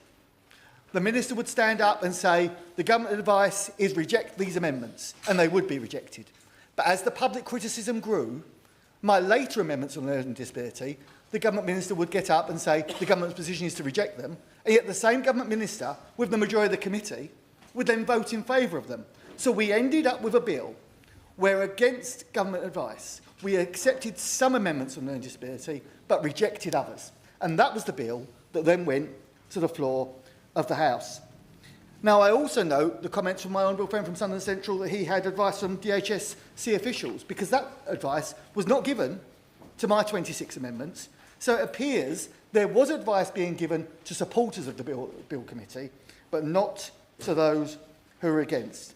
And it is those issues that continue to concern me about the bill that we sent to the other place. Now, what I would say is when we look at the other place, we've heard a list of members of the other place that tabled amendments, but we haven't heard that the person that tabled the 4th highest number of amendments was the bill's sponsor in the other place. The bill's sponsor in the other place tabled 6% of the amendments, 77 of them, to make the bill stronger. The bill that we say was the strongest possible bill that we sent to the other place then had 77 amendments tabled to it by the bill's sponsor. And those amendments, I will give way just the once. Oh, thank you. Can I thank the Honourable Member for giving way and giving a very powerful speech, and it's slightly triggering for some of us on the committee, these types of debates. But would you say I have absolutely no problem with the Lords amending this legislation, and in fact that's its job. What it can't do is simply block the legislation. I just wondered what you thought of that. Look, I accept that look, my view is some members most probably tabled too many amendments, but the Bill's sponsor tabled 77, I would say to my honourable friend. And on amendments 548 and 548A and 549A, which weren't reached, they would have undone the very measures that myself and other members tried to seek for the learning disabled community. And if they had come back to the floor of the House, I can assure you I would have fought tooth and nail during the ping-pong process to ensure they were not introduced. And what I would say is it is all well and good saying they talked it out, but there were measures to undo what had happened at Bill Committee and on the floor of the House to protect people with learning disabilities. And I will continue to oppose those. Now, what I would also say is that committee in the House of Lords took evidence from a great number of the Royal Societies and disabled groups, which we hadn't heard at Bill Committee in the Commons, and it was that evidence that led to a number of the amendments in the Lords. Now, do I believe the House of Lords needs reform? Yes, most probably it does. But we do need a good hard look, folks, at how we scrutinise ourselves in both places. Because if you look at the House of Lords, actually it was 310 days from when this bill was sent to them until we were prorogued. Well, they took 327 days to deal with the Children's Wellbeing and School Bill. And they dealt 347 days to deal with the Tobacco and Vapes Bill. So it isn't unique to this bill. It applies to government bills as well. And there's also an issue, and I'll be very careful, the leaders here, but I'm a member of the Modernisation Committee, like him as he knows, about how much time we spend in the Commons scrutinising bills. You know, in 2007, 2008, we were spending 12.4 hours scrutinising a government bill. That's now less than 8 hours before we send a bill to the other place. And in our time now, we spend 26% of the time on the floor of the House scrutinising government bills. So there is a question for ourselves, folks, on is our priority having clips for social media or sending bills to the other place in a proper manner? And that is the question we should ask ourselves. Yes, I support the principles of that bill, but there were issues that were not correct in it, I continue to believe, and if it had come back during that ping-pong process, I would have opposed them. But there's a measure and a question we need to ask ourselves about reform in that place, but also in our own House. Thank you, Chair. Kit Malthouse. Thank you, Mr. Sharp. Can I congratulate the gentleman from Sunderland Central for supporting this debate and pay my own tribute to Nat Dye and Sophie Blake as sponsors of the petition. Over the last 10 years or so of campaigning on this issue and talking extensively about it, I've always been amazed at the number of dying people who give their final days, weeks and months to this campaign, determined that no one else should go through what they are going through. And of course, I watched with horror as peers tabled their 1200th amendment, knowing that the clock for Nat and indeed for Sophie was ticking very loudly in their ear. Now, I'm a Conservative, Mr Wishart, as I hope everybody knows, and so I have a natural tendency to support our institutions, to understand the value of tradition, and hitherto I had bought into the argument that the Lords was an eccentric but essential part of our democracy that brought an aspect to our legislative process that other countries lacked, and the expertise that it injected into our laws was valuable enough to tolerate its status within the Constitution. But I have to say, the passage of this bill shocked me in a number of ways, to the extent that it's tugged upon a piece of wool in the constitutional jumper for me that I think is profound, as the Honourable Member from Tunbridge said. It shocked me really in three ways. I sat in a lot of the debates. I watched even more on television. And one of the things that really shocked me was the pretense. At scrutiny. And I'm surprised at the chair of the Public Accounts Committee and others, members of this House, in collaborating in this pretense that somehow a filibuster wasn't taking place. The repetitive speeches, the endless amendments. We know that opponents were going round the House of Lords encouraging peers to put amendments down so as to spread the air of suspicion. And it wasn't just the odd one. There was the mandatory appearance in court, the increase in the number of doctors to 5 alongside the pregnancy test, the travel ban. There were endless amendments that were specious and often openly cruel. And that was the second thing that really shocked me about the process, was the disconnection of members of the House of Lords from the wider population and indeed from the number of our fellow citizens who find themselves in extremis and seeking this kind of relief from their pain. It was clear from, I'm afraid, the casual cruelty in many of the speeches and the amendments that they just hadn't sat or talked or spent time understanding the awful circumstances that so many of our citizens find themselves in. But then the third thing that really shocked me, and I profess to being ashamed at my ignorance, I did not realise that the House of Lords has no rules. There is no orderly way in which it can be described as an orderly house. They basically make it up as they go along. And as the Honourable Gentleman said, we've operated on the kind of rather gendered good chap model of trusting them that they would do their job. Well, it seems to me like that gentleman's agreement has run very short of gentlemen.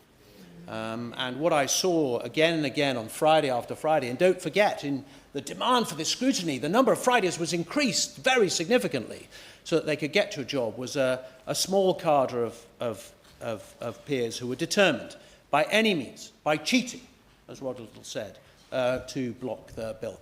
And so when my honourable friend, and he is my friend, says that the House of Lords came to a position, that's the point. They didn't.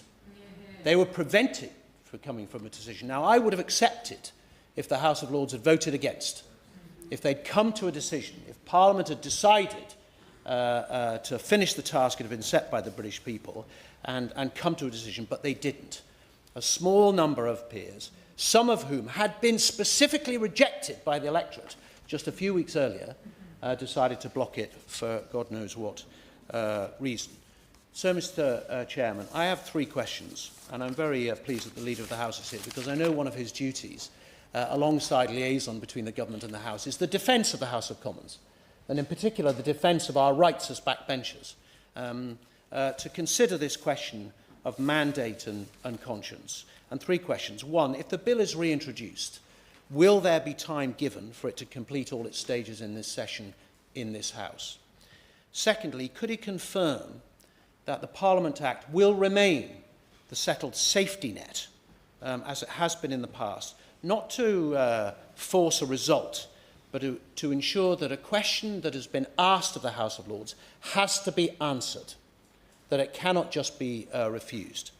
And thirdly, I think given this wool has been tugged, whether the government would commit to some kind of examination in public, a royal commission, or something that would look at our constitutional settlement, because it's become clear from what seemingly to some people a small abuse of the rules, that this is a domino which is undermining the trust of our entire parliamentary structure, and whether now this idea of a bicameral system with an unelected chamber filled with appointees, often, well, all of them pretty much subject to patronage of one Prime Minister. Order. Whether that is really Order. appropriate Order. for a democracy. Call Alison Bennett. Thank you, Ms Wishart. It's a pleasure to serve under your chairship. I really just want to make a single observation. In looking at the motion for this e-petition today, I tried, as somebody who had supported the assisted dying bill, to imagine if the boot was on the other foot, to imagine a parliament of the future, and as the honourable member said, maybe with a government that is mad, bad and dangerous. And to be frank, that reality may not be very many years ahead of us. And that parliament might have a very different outlook on conscience issues to the House of Commons today. And there might be a private member's bill that I were to profoundly be opposed to, a conscience issue. Would I want the Lords to filibuster that bill in the way that the Lords did just before prorogation? And if I'm being perfectly honest with myself, I suspect I might want them to do that if it was a conscience issue that I felt deeply, deeply opposed to. But I think honourable members should consider what the reaction would be to a filibustering of a conscience bill that somebody like me might be opposed to. Remember that the Lords did not get to pass judgment on the assisted dying bill. Imagine that conscience bill of the future that gets filibustered, that gets talked out, that there's no vote on in the House of Lords. Imagine the public reaction to that. And imagine what some political actors, who are doing quite well in the national polls at the moment, would do if that is what the House of Lords did. Public trust in this place is already low. Public trust in politicians is through the floor. If we believe in democracy, and if we believe in the primacy of the Commons, we cannot set this for a bill that I might support in the future, or for a bill that I might profoundly oppose. Thank you. Peter Bedford. Thank you, Mr. Wishart. It's a pleasure to serve your chairmanship, and I'd like to thank the Honourable Member for Sunderland Central for the impassioned way in which he opened the debate today. Last week, an article in The Spectator wrongly suggested that a co-sponsor of the terminally ill adult bill had softened his stance on getting assisted dying over the line. To my surprise, I was that very co-sponsor. So let me be clear, absolutely clear, to The Spectator and any journalists that are seeking to play games and misrepresent this sensitive issue. I continue to support the principle of a compassionate society in helping those at the end of their lives slip away peacefully and on their own terms. I do so in part because of my own lived experience, witnessing firsthand the cruelty that a terminal diagnosis can bring. I think back to Christmas of 2019 at the dinner table with my late Nan, unable to eat, in considerable pain, turning to me and saying quite simply, she was ready to go. Those words have never left me. And they've forced me to confront some deeply uncomfortable truths. That as a society, we too often shy away from death. And doing so, we allow those we love the most to suffer for perhaps too long. But, Chair, I am a pragmatist, a realist of parliamentary realities we face. I have concerns that if a similar private member's bill was to be reintroduced, it would face the same filibustering in the House of Lords, despite a clear and absolute majority in the Commons voting for it at third reading. As a Conservative, I value tradition, I respect procedure, and I recognise that the conventions of this House, and indeed the other place, are central in making our Parliament one of the finest democratic institutions in the world. But, as is well established, Britain's unwritten constitution provides agility to modernise our procedures for the world we now live in, not merely sticking by some more arcane procedures of times gone by. And it was very disheartening to see a small number of peers able to table, quite literally, hundreds and hundreds of amendments to frustrate the democratic will of an absolute majority of the Commons. Mr. Wishart, I am well aware of Erskine May. I understand the historical precedents that allow such tactics. But we must ask ourselves, is this showing Parliament at its best? This place is at its best when real debates take place, when arguments are made, tested and challenged. Even when I disagree, I recognise the quality of debate. I listened carefully to the Honourable Member for East Wiltshire in the Chamber, and whilst I do not agree with his conclusions, I respect the clarity and conviction in which he made his case.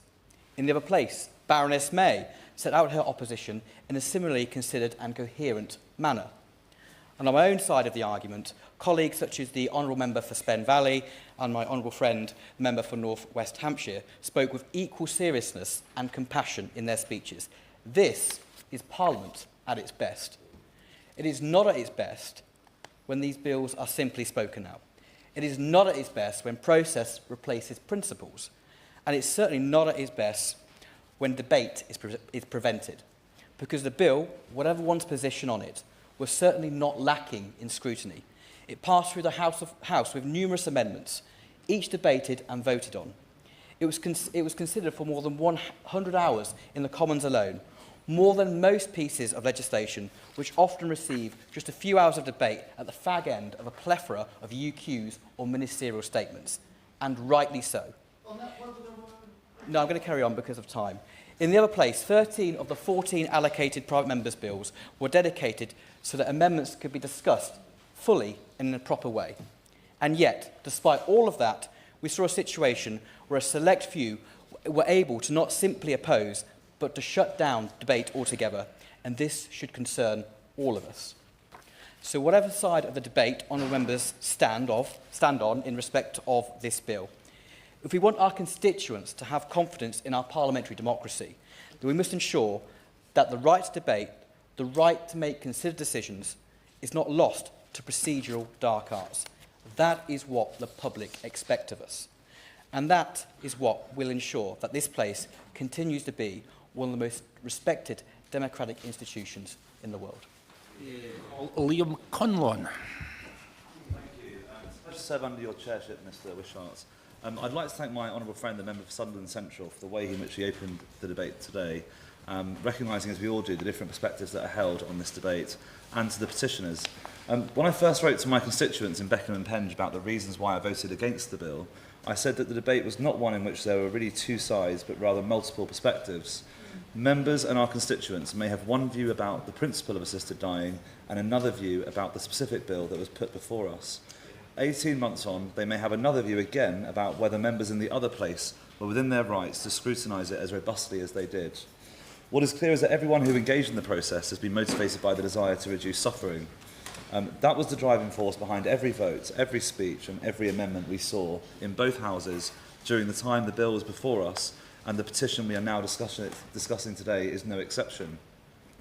The primacy of the House of Commons as the elected house is not in doubt, and it is right that there are robust constitutional conventions in place to protect it. But this does not mean the work of the revising chamber should be dismissed as illegitimate. To view their role as being little more than a rubber stamping exercise would be to fail to recognise the value of challenge in our democracy. The overwhelming public interest is not in Parliament doing its work as quickly as possible or without disagreement. It is ensuring strong and workable legislation at the end of it. And that scrutiny to this bill in both houses was important, and in the process highlighted a number of significant concerns that have still not been resolved. In particular, I thank the honourable gentleman for giving way, and he makes some excellent point about the need for challenge and debate and quality in this place and the other place. Does he not agree with me then that it's a shame that the Lords did not have an opportunity to actually express their view on this bill because we never actually got to the end of business? it was a shame that it was timed out, and the number of amendments were being accepted throughout the process of that scrutiny. It was really important, and I feel demonstrated the inadequacies of the bill as it stood and the need for that process to continue. In particular, it remains the case that no disability organisation or charity supported this bill, and none are confident that the safeguards would be adequately have protected vulnerable people from being coerced or socially pressured into choosing a premature death. I also know from speaking to constituents the importance of palliative care, and let me just take this moment to welcome the government's announcement last week and an extensive consultation done with hospices into the future of palliative care as well. It is vital that the commitments we've made on palliative care are in no way derailed, and that and I remain as concerned as ever that would be the inevitable result of introducing assisted dying into our NHS without it being fully costed. There are a number of issues raised during the process throughout the committee, and against that background, it would be surprising if the Lords had not asked questions, or rather tabled amendments, since as members all know, that is how answers are secured from the bill sponsors and the government, especially where consequences of getting legislation wrong would be so unimaginably devastating. Let me finish on the question that I know has been raised by some members from my own party and in this debate today about what comes next. And in particular, on whether this bill should be reintroduced. 2 years ago, the British people elected a Labour government because they wanted change. And after years of economic stagnation, failing public services and declining trust in politics, they voted for a government focused on raising living standards, rebuilding the NHS, delivering safer streets, expanding opportunity and driving economic growth. That is the promise on which I sought a mandate and other members sought a mandate, and it is a promise that we must now unite and deliver behind. Yep. Thank you. I thank my friend for his honourable, the considered way he made about his speech. He did point out, though, that part of the issue is declining trust in politics. And whatever your individual views on this, does he not see that for the House of Commons, the elected chamber, to reach a conclusion, and for that to be blocked by the Lords, risks further significantly undermining trust in politics and democratic institutions in this country? I think it's absolutely fair to say that the point I made in response to the intervention earlier, I think, stands, which is that there were amendments being tabled that were being accepted that demonstrated the inadequacies within this bill, and that process should have been allowed to continue. And I am supportive of reforms of the House of Lords, but not cutting short the scrutiny on a bill with such significant consequences for people and a matter of life and death. And I was just about to finish, and I will finish there. Thank you. Mr. Jim Shannon. Mr. Chairman, a real pleasure to serve under your chairship.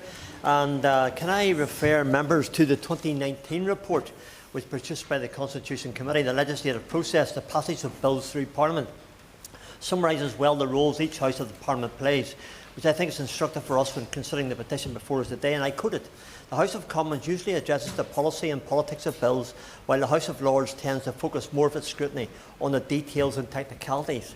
This characterisation is not universal, of course, but the complementarity of the broad approach of the two houses is beneficial to the legislative scrutiny process."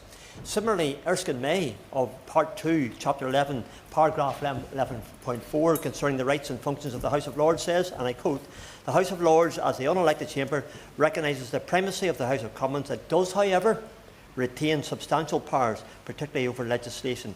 See Part 4. The House uses its powers to legislate and to scrutinise primary and secondary legislation, to hold the government to account and to investigate matters of public policy. My concern is the petition we are considering has emphasised the primacy of the Commons, which I wholly agree with, but has neglected the function of the House of Lords with regard to the scrutiny of legislation. Fundamentally, I am deeply troubled by the proposition of any bill that passes this House, irrespective of its subject matter, should become law, regardless of its flaws or the risk it may pose to the vulnerable. This is a particular case for a bill, like in this as example, the assisted suicide bill. That was not a manifesto commitment. Of course, not as the House of Lords constitutionally entitled to subject proposals to sustain scrutiny, arguably especially so on a moral significant subject such as assisted suicide, introduced with a private member's bill, but without the rigorous pre-legislative testing which government bills benefit. But that scrutiny cannot simply be a rubber stamp. Or at least if it's conceived of as a rubber stamp, then there's a false understanding of what scrutiny entails. Indeed, the Hansard Society, again, stated clearly during the previous session that the House of Lords has the authority to reject, delay, change legislatively or otherwise block the assisted dying bill. That myth needs dispelling. The second myth which needs to be dispelled is the absurd accusation of blocking or filibustering of the assisted suicide bill by just a small handful of Lords. Amendments were tabled or co-signed by more than 90 peers, and some 140 peers with a range of views on the principle of assisted suicide expressed opposition to the bill in the Lords in the form of amendments, speaking in debates or asking parliamentary questions. I know some have pointed out that hundreds of amendments were tabled by just a handful of peers, but the important thing to note here is that there were dozens of other peers who would have tabled the same amendments. It's a total fiction to suggest opposition only came from a few. There were multiple peers. I'm going to tell you who those prominent peers were. The peers who were the lead signatories on these amendments were so because of their expertise. I gave you Baroness Gray Thompson, tabling amendments relating to disability. Who has a better knowledge than that lady? Baroness Finlay, a leading palliative care professor relating to medical issues. Again, her knowledge is significant. Or Lord Carlisle, KC, regarding legal concerns. If they hadn't put their name to those amendments, Mr Chairman, there were countless others would have done so. They led on those amendments. And the fact that others didn't add their names doesn't mean that anybody else was less in time to do so. It's also important to understand that having been sent to the Lords by us, the bill was scrutinised by 3 separate committees. I'll tell you who they are: the Lords Constitution Committee, the Delegated Powers and Regulatory Reform Committee, and the Lords Select Committee. And to take just one example from the Lords Delegated Powers Committee, was scathing about the skeletal nature of the bill's provisions and handing more than 40 sweeping, unspecified and unjustified powers to future ministers to determine what the provision of assisted suicide under the bill would actually look like. The final myth, Mr Chairman, in which the petition particularly rests, or partially rests, is that the requirement for Lord scrutiny of a bill should be rendered null in part due to public support for a particular proposal. This is an exceptionally flimsy argument, and it does not stand up for scrutiny. Putting to one side the veracity of claims of 70% public support for the bill, a recent MRP poll found that across the country, just 8% of the public would support pushing a non-manifesto commitment into law without approval, and a full scrutiny of both Houses of Parliament. The same poll also found again that only 7% of the public ranked it as one of the 3 most important priorities for their MPs to focus on, and we should listen to our constituents. I always listen to my constituents in Strangford. I suggest that others maybe need to do the same thing as well. To conclude, I understand the desire for those who support this bill to see it enacted, and perhaps even their disappointment and frustration that the bill fell at the conclusion of the previous session. However, to consider the use of the Parliament Act to force a specific, uncorrected, flawed version of the bill through would be foolhardy. A law which is bludgeoned into the statute book is not one which we can or should have confidence in. And I would urge honourable members in this House, right honourable members, I have a different opinion from some in this House, but I have a right to express my opinion on behalf of my constituents. I'm doing that. The Leader of the House knows I do that regularly in the House. I respect others, I always have, but I know one thing for certain. In this one here, the procedures have been used correctly. Thank you. Andrew Ranger. Thank you, Mr Wishart, and it's a pleasure to serve under your chairmanship. I'll start by congratulating my humble friend, the member for Sunderland Central, for his opening speech, and also to the petitioners for the hard work they've done on this issue. When I first came to this place, just short of 2 years ago, I came with a real zeal for reform of the second chamber. But having said that, I really believe, and it's important to say, that the House of Lords in its current form offers great value to our democracy. And as has been said already, unlike the way in which debates sometimes function in the Commons, it has the capacity to discuss, scrutinise and add meaningful substance to the way our laws and legislation are made. Unfortunately, over the last term, as we have been discussing today, a minority of peers conducted themselves in a way that has let down the Lords, undermined the way in which it functions, and raises serious questions about the role it should hold in the future, as well as public trust in the parliamentary process. So as you can tell from that, my reforming zeal is still in place. We need only to look back through history to find examples of the Lords blocking progress. From way back to 1909 with Lloyd George's People's Budget, which looked at old age pensions and national insurance, to the equalisation of the age of consent in 2000, and the Hunting Act of 2004, amongst others. In all those cases, the Lords sought to frustrate the will of the elected chamber. And scrutiny is important and vital to our Parliament, and I do not think anyone on either side of the debate around the terminally ill adults end of life bill would dispute that. But it became abundantly clear during the Lords process that to describe some of the contributions made as scrutiny would be at the very least generous.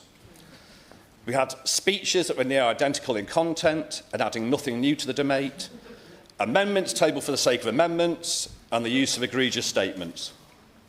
And one peer was quoted in the Times as saying there were plenty of black arts that could be used to kill the bill off. And it is clear that this approach was indeed pursued. And it is therefore not only ironic but factually untrue to hear some opponents claim that the bill received limited scrutiny. But the facts do not support this. The bill faced significant scrutiny, more than any private member bill in history and more than many other bills. And that scrutiny began long before it reached the Lords. So we had a Health and Social Care Committee inquiry, received 68,000 responses from the public, over 300 submissions of written evidence, 2 closed-door roundtable discussions and 5 oral evidence sessions reporting in 2024. The Commons Bill Committee received evidence from 50 witnesses, 444 pieces of written evidence and spent over 100 hours scrutinising the bill in 2025, as we heard. The House of Lords Committee, whilst it was weighted against assisted dying with more opponents of the change than supporters, heard evidence from 43 witnesses. So the scrutiny was there, it happened. But ultimately, the fall of the bill represents the frustration of decision made by the democratic chamber of this country. The elected House voted for this legislation. The public, when asked consistently and over many years, have supported it.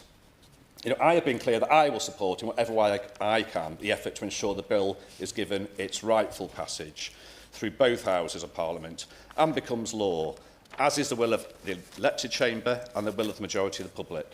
This is so vital to restore the badly needed trust in our political process. And I hope that my right honourable friend, the Leader of the House, will be able to expand on how this can progress. Thank you. Claire Young. It's a pleasure to serve under your chairship. And thank you too to the petitioners who have provoked this debate. I agree with the Honourable Member for Hackney South and Shoreditch on one important point. There are benefits of a revising chamber. I believe the proper duty of the Lords is to scrutinise, to improve and to revise. But it is not to block and it is not to frustrate. That distinction matters most of all with private members' bills, which proceed with limited time allocated and on conscious issues without a whipped vote. When our constituents send us to this place, they do so trusting that we will apply our judgment to serious matters carefully and thoughtfully, taking into account their views, and I certainly tried to take that approach with my own vote on assisted dying. I believe that members across the House did likewise, regardless of the view they took. When we consider the amount of time spent scrutinising this bill, which has been mentioned by a number of members, I do not think we should overlook all the time that individual MPs committed to learning, researching and listening. I suspect far more than is typical on a bill that is emanating from a manifesto. The terminally ill adults end-of-life bill was among the most difficult and most personal questions to come before us in this Parliament. Yet in the debates on that bill, I saw a House at its very best. I saw careful argument, deep feeling and genuine respect between members who profoundly disagreed. What followed did not reflect the same spirit. In the other place, the bill did not fall because peers had weighed it and rejected it. It fell because the passage was run down by delay, by more than 1,000 amendments, and by a refusal to let the elected House reach its conclusion. The clock was allowed to defeat what a vote could not. I cannot accept that an unelected chamber should set aside the settled will of the elected one simply by running out the time. It is precisely because of episodes such as this that I support a wholly elected second chamber and have done for many years. I, for one, am not relying on this specific petition for my view. An unelected House should not hold the power to block a bill that commands a majority in the elected one. The removal of the hereditary peers was a welcome step by this government, but I have said before that this government too often tinkers at the edges when it comes to our constitution that needs fundamental reform. That reform will never be complete while an unelected chamber can override the wishes of the very people the public chose. In plain terms, that is undemocratic. And the petition of over 114,000 of our fellow citizens that has brought this before us is just the latest evidence that the public will no longer accept an unelected few standing in the way of the elected many. I commend the petitioners and I urge the government to bring forward the reform that this moment so clearly demands. Thank you, Mr Wishart. It is a pleasure to serve under your chairmanship, and I would like to thank the petitioners for bringing this opportunity for us to have this debate.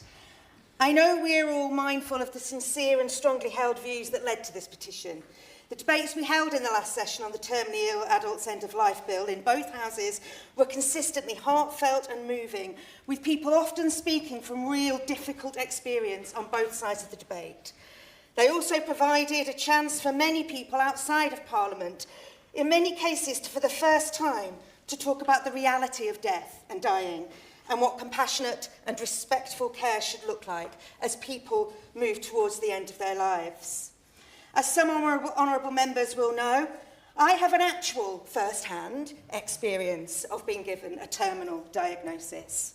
I have stage 4 incurable breast cancer myself. This is not an abstract debate for me either. Like all of us, I'm going to die. However, my diagnosis means I know what is most likely to kill me, and without the intervention of medical science, it would be killing me a damn sight sooner than it currently is.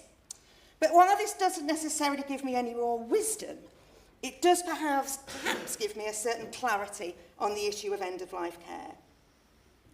I would say to honourable members that one thing I'm very pleased has emerged from this debate is the state of palliative care is now firmly at the heart of the political agenda. Whatever our different views may be on the bill, I hope the passion of both sides will now serve as a clear and united call for better, more accessible care for everyone. I do not think there is a similar consensus for the proposal we are debating today. Proper parliamentary scrutiny of the laws before us is one of the most important safeguards in our constitution, perhaps the most important. Our democracy is not a matter of ensuring that legislation reaches the statute book quickly as possible.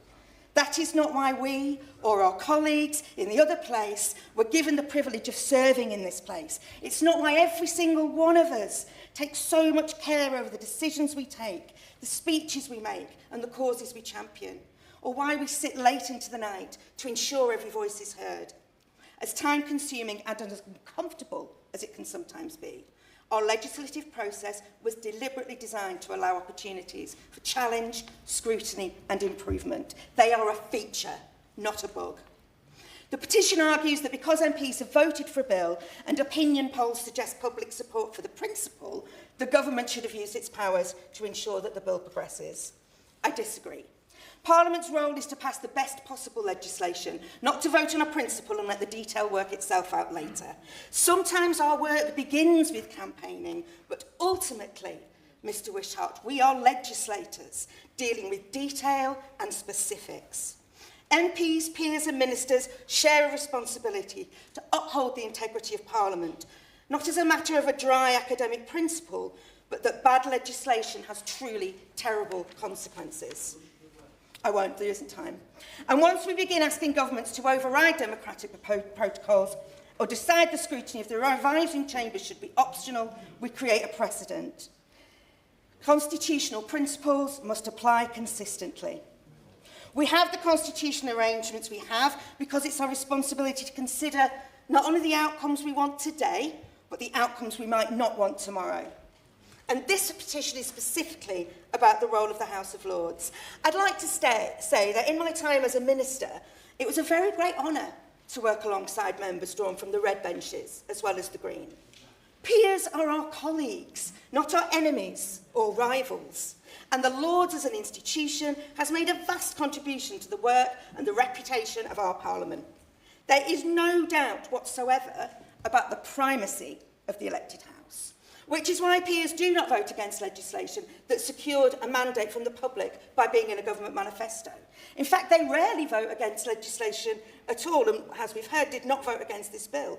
But still, the House of Commons is not sovereign. Our Parliament is. And our Parliament is a trinity of the Commons, the Lords and the Crown, and each with a distinct and critical role to play. And we cannot believe that a piece of legislation is serious and important and also demand a weaker, worse process for passing it. I'm also cautious about relying too heavily on opinion polls as a justification for altering parliamentary processes. Public opinion, of course, matters enormously, but polls can be crude instruments. Governing involves more than simply measuring public sentiment at a particular moment in time. If supporters of a bill are confident in its merits, then they should welcome scrutiny. Good legislation survives challenge. Strong arguments withstand examination. And many laws emerge better because difficult questions were asked during their passage through Parliament, including by the experts in the revising chamber. Ultimately, this debate is not about whether one supports or opposes a particular bill. It's about what kind of parliamentary system do we want. Do we want a parliament that carefully examines legislation, especially on matters of profound social change? Or do we want one where surface popularity becomes a reason to accelerate the process and reduce opportunities for scrutiny? I believe we do not. Pippa Hillings. Mr Wishart, it's a pleasure to serve under your chairship, and I would really like to congratulate the petitioners and for their resilience as well, I think, through time, not only just this evening, but also very much to congratulate the Honourable Member for Sunderland Central for the excellent way in which he put out the central tenets of this petition and the debate that we are having, which I think has been misrepresented by several people during this debate, unfortunately. I'm grateful to the hundreds of constituents who have written to me over the course of the debate of the Terminally Ill Adults End of Life Bill, sharing their views and perspectives.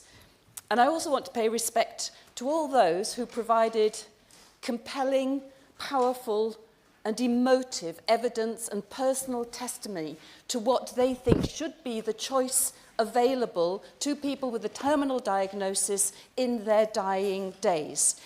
And this is also personal to me, because I've long held with the principle of assisted dying, but over the last couple of years with my husband, we have had those long, deep conversations about the choices he would like available to him if and when his leukemia does eventually become terminal. And I know which choices he would like to be available. After well over 175 hours of scrutiny across both houses, and following months of evidence and expert testimony to the Health and Social Care Select Committee on assisted dying, assisted suicide. 18 months worth in 23-24 before the private members' bill was brought forward, which determined what would be the areas in which such a bill could be acceptable to the legislator and to the public. There was plenty of evidence, testimony, analysis before the private members' bill came forwards. And after all of that, I think the principle is clear to me and many constituents that legislation should succeed or fail because Parliament, our elected body, has reached a decision on it. It has primacy. The House of Lords does indeed have a role in scrutinising bills that come before Parliament. However, its way of working, as we've heard, through convention, such as that of self-regulating, which means that the chair, as at the moment our former chair, put strict speaking time so that every single one of us had the chance to be able to make our points, but make sure that we had timely discussion and conclusion of the debate, doesn't happen because of self-regulation, nor does the Speaker group amendments to make sure there is timely progression of the debate. And that has ultimately, because it was disabused, failed both houses, democracy itself, and indeed faith in democracy. Because the House of Lords did not allow the bill to be returned in time for parliamentary decision. Chair, no matter whatever one's view of that legislation itself, I and many constituents and the petitioners believe that Parliament should determine the fate of any bill.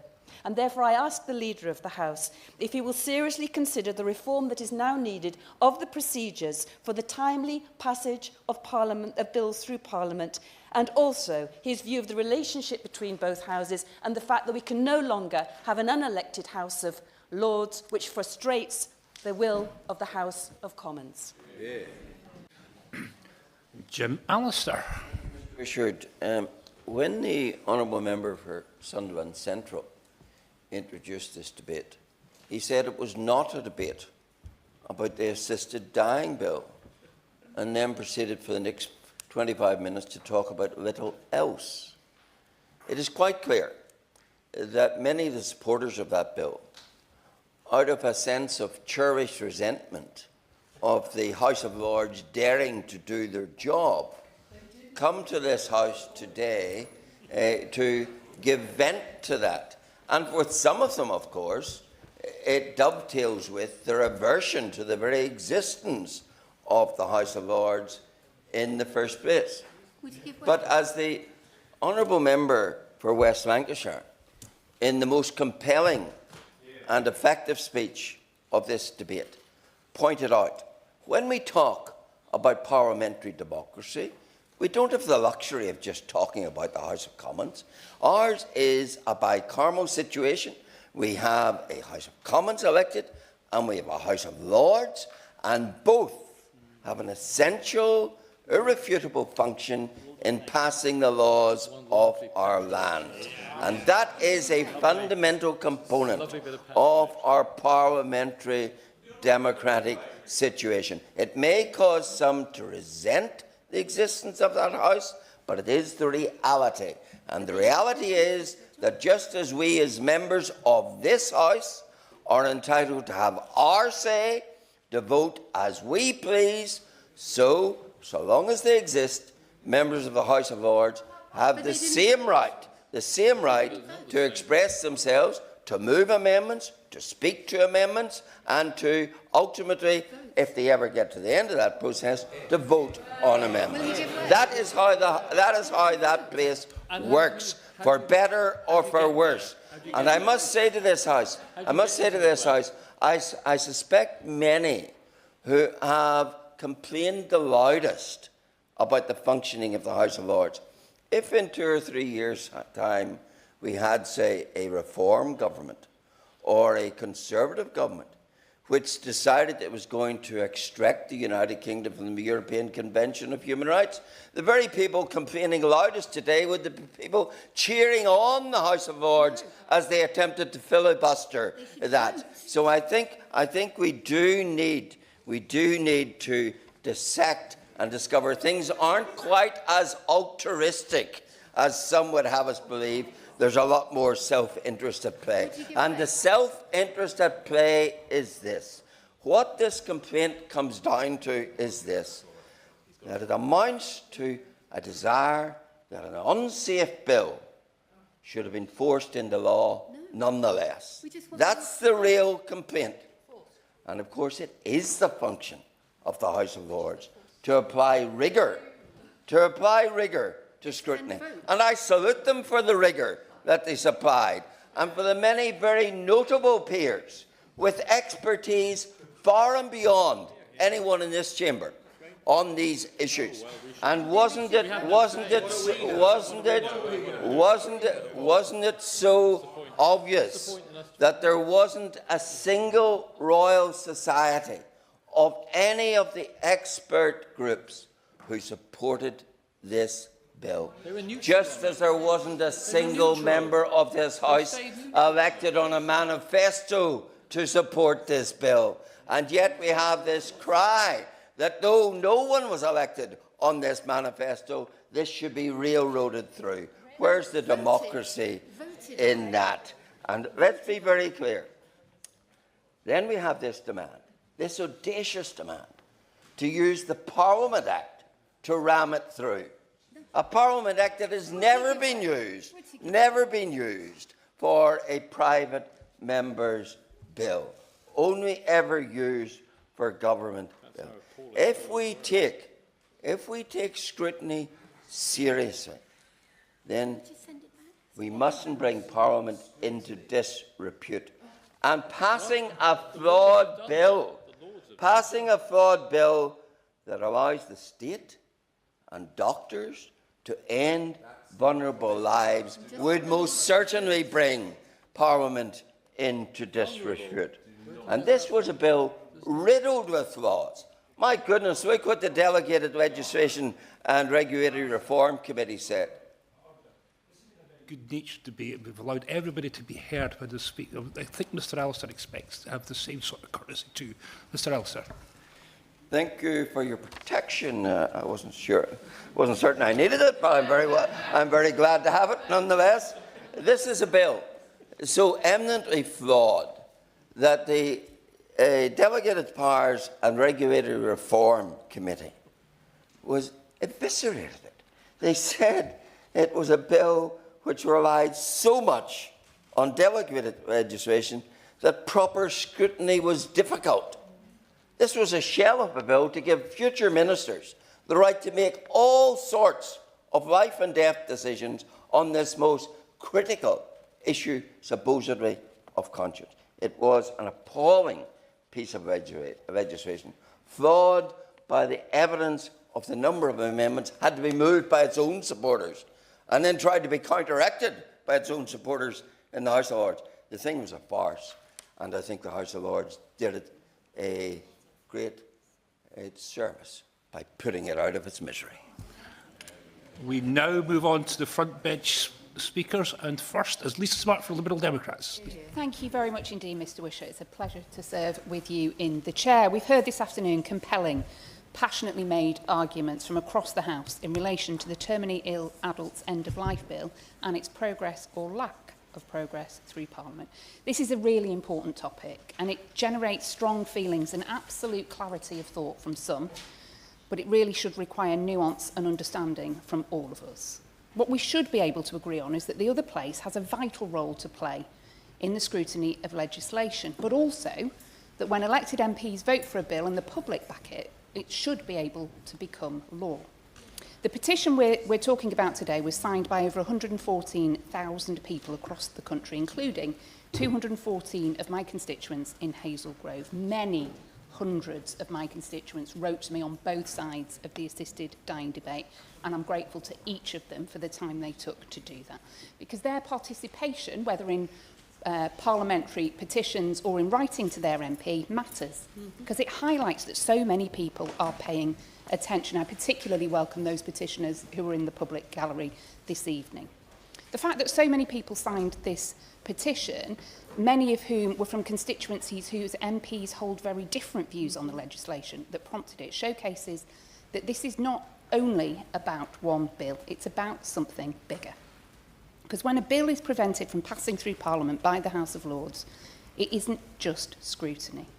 The lack of progress for the Terminally Ill Adults Bill just once again highlighted the many issues that exist with the other place. From the Peter Mandelson scandal to the reports in The Guardian of 15 peers having claimed over £500,000 in expenses while not speaking in a single Lords debate, it's clear that we should be implementing meaningful reforms. As a former member of this House, now the Director of Unlock was quoted, Tom Brake, earlier, by the Honourable Member for Sunderland Central, the case of reform of the other place has been strengthened by this debate. We talk in this House of the Modernisation Committee and how it was established to examine how this chamber uses its time and how our procedures can better serve democracy. Directly relevant to this debate, it's already opened inquiries into how backbench business and petition committee debates are conducted. Now, the Liberal Democrats would also welcome an evaluation of the constitutional relationship between the two chambers, this and the other place, and whether a chamber that is not elected should be able to override one that is. The Liberal Democrats have argued for decades that the House of Lords needs to be replaced with a fully elected second chamber with a proper democratic mandate, elected by proportional representation so that every region, every nation, every community has a genuine voice.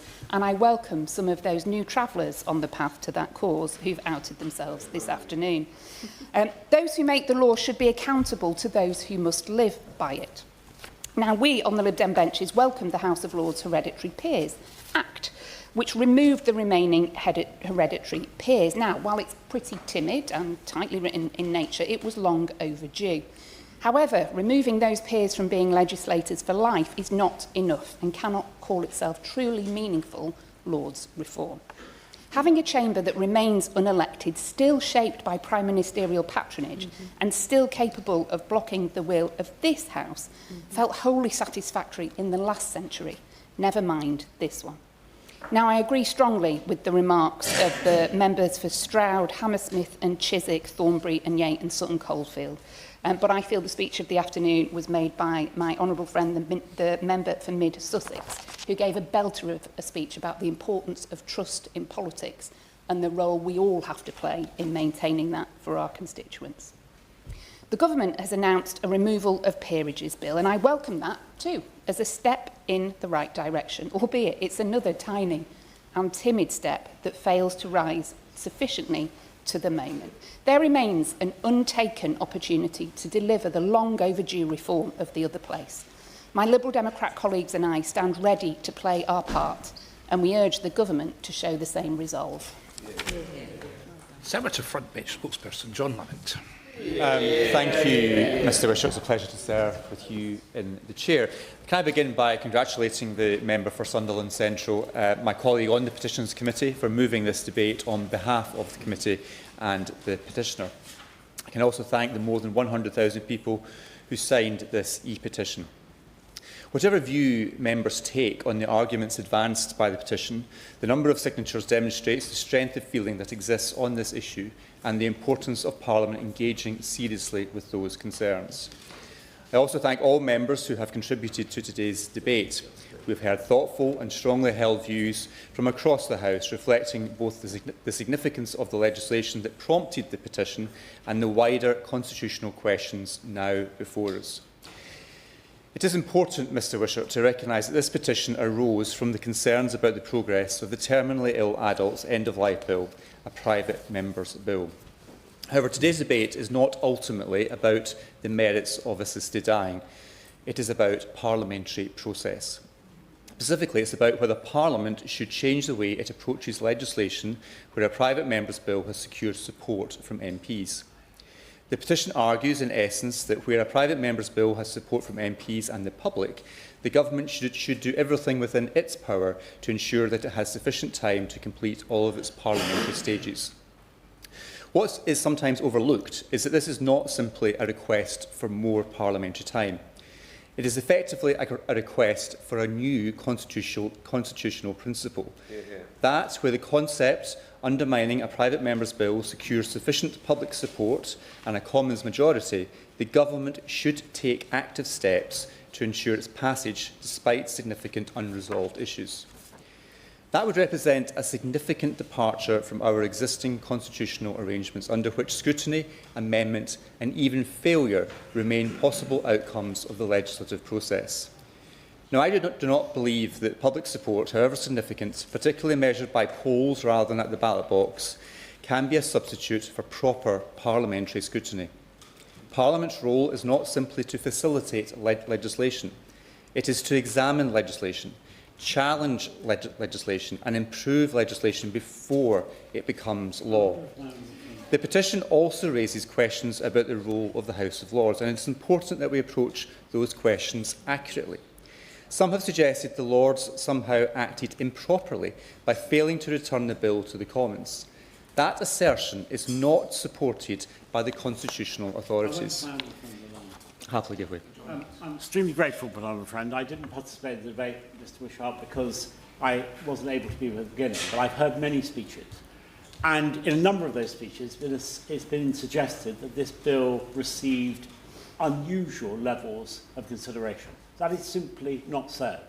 Many of us have been in this House for a very long time and have seen legislation that's had pre-legislative scrutiny in both houses, independent reports commissioned on the legislation long before second reading.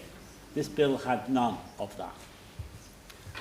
I'm grateful to my honourable friend's insight from his many years of experience in this place. But the point I was going to go on to make is we are not a unicameral system. As Honourable Member for Lancashire West stated in her very powerful speech, Parliament consists of three separate parts: the House of Commons, the House of Lords and the Crown.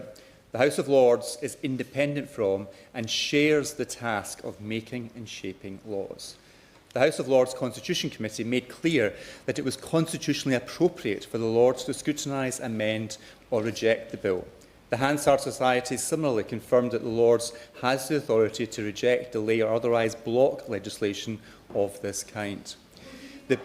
Yes. Thank you for giving way. Does he not recognise that the fundamental problem here is that the House of Lords has not had the chance to approve or reject this piece of legislation because it has never come to a vote? Therefore, the House of Lords has not fulfilled its constitutional responsibility to fully scrutinise this legislation. And therefore, would it not be appropriate for this House to send it back to the House of Lords until they do fulfil their constitutional responsibility to complete scrutiny with a vote? I'm grateful for that point, but as other honourable members have made clear during this debate, there was a reason why the House of Lords did not vote. It was part of their process. It's part of their process of scrutinising, and the Lords was performing the role that it is constitutionally required to do. Now, the other point is the bill in question was not a government bill, and it was not a manifesto commitment. A deliberate choice was made by the Prime Minister to take that approach, to not put the policy or even the promise of a free vote before the electorate. Mr Bishop, as we heard from my honourable friend, the member for Dumfries and Galloway, the Salisbury-Addison Convention reflects the principle that the House of Lords should not frustrate legislation giving effect to commitments on which the electorates have conferred a democratic mandate. As Viscount Cranbort spelt out at that time, it would be constitutionally wrong when... Just let me finish this quote. As Viscount Cranbourne spelt out at that time, it would be constitutionally wrong when the country has so recently expressed its view for this House to oppose proposals which have been definitely put forward before the election. I'll give way to my honourable friend from Hampshire. I'm very grateful to my honourable friend, but I just wanted, slightly intrigued by his approach to this. I mean, obviously I stood in the election on a personal pledge that I would be supporting assisted dying, having voted for it before in 2015. But I wonder, in his view, what is the importance we should attach to an absolute majority of the House of Commons? Right? I mean, the assisted dying bill passed with an absolute majority of all eligible members, not counting speakers and others, right, who could vote. What he's essentially saying is that's just an ordinary part of the process, rather than being what it should be in a democracy, which is decisive. So the House of Commons did express its view, then went to the House of Lords for further consideration. I know from my conversations with a number of MP colleagues, they supported the principle of the bill to allow it to progress to further scrutiny, for other, for the House of Lords to look at it further, and in the hope that improvements would be made. And I reflect on what happened in the Scottish Parliament, where a similar bill achieved support of MSPs at the first stage. After it received further scrutiny, further amendment, it went back to the Scottish Parliament and it was rejected. And that was because the amendments could not be secured to satisfy people's concerns. But, Mr Bishop, this was a private member's bill. In those circumstances, there was no constitutional obligation, as I stated earlier in relation to the Salisbury Convention, on the Lords to ensure that it completed its passage through Parliament. Indeed, it's worth remembering that the vast majority of private members' bills do not become law. That is not a constitutional failure. It is a long-standing feature of our parliamentary system. Nor should scrutiny be confused with obstruction. One reason many peers believed further scrutiny was necessary was because significant issues remained unresolved after the bill left the House of Commons. More than 500 amendments were tabled during Public Bill Committee, yet only a small proportion of the amendments not supported by the sponsor were accepted. At report stage, 88 amendments were deemed in order, but only 7 were selected for debate and decision by the House as a whole.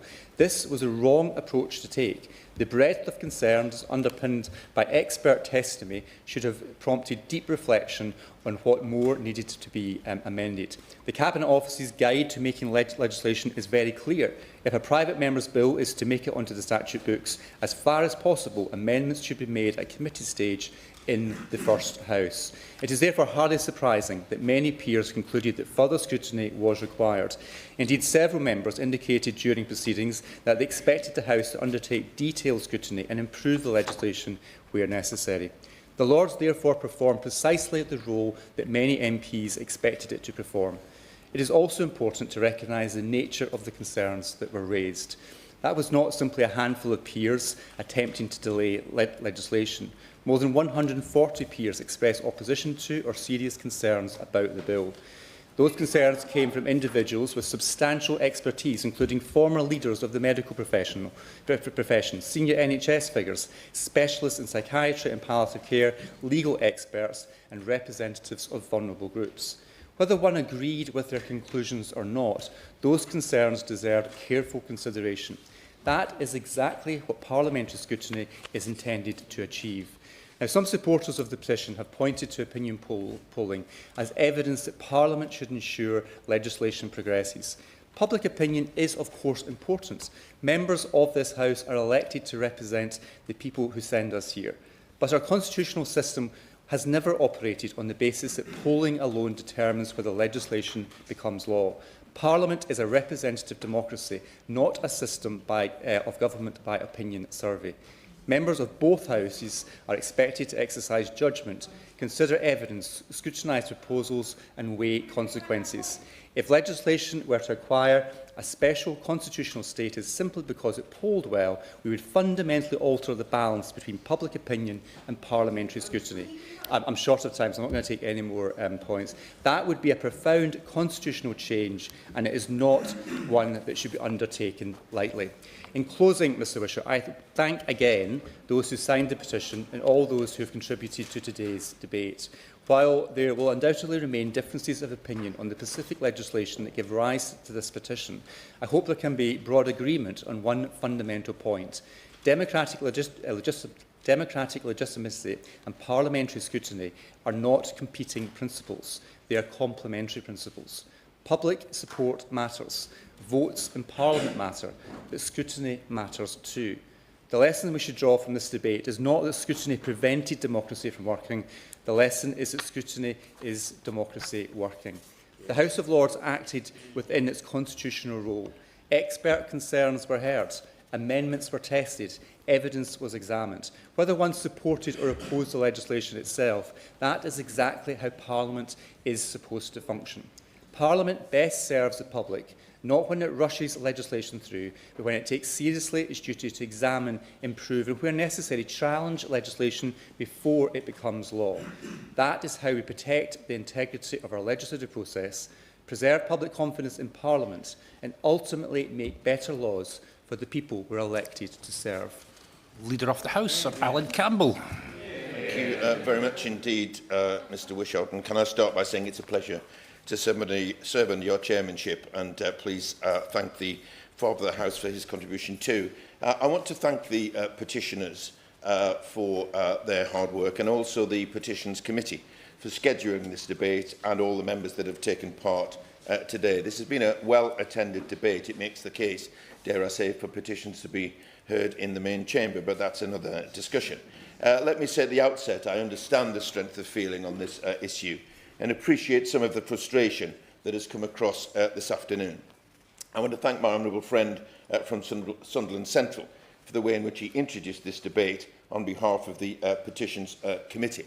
I'm grateful for being reminded by the Right Honourable Gentleman of my duties and responsibilities in this place. I make no apology, Mr Wishart, for saying that is absolutely what I endeavour to do on any issue at any time. And I'm grateful for the opportunity genuinely grateful for the opportunity to listen to the debate today and to have the opportunity to respond. But as such, with the role that I play, I make no apology when I say some unpalatable things. But the problem is, on an issue of such importance and such division, I'm afraid I'll end up probably being unpalatable to both sides, not just to one side. There are two interrelated elements to this petition and subsequently to this debate. The principles surrounding the role of each House, and then secondly the passage of the Terminally Ill Adults End of Life Bill.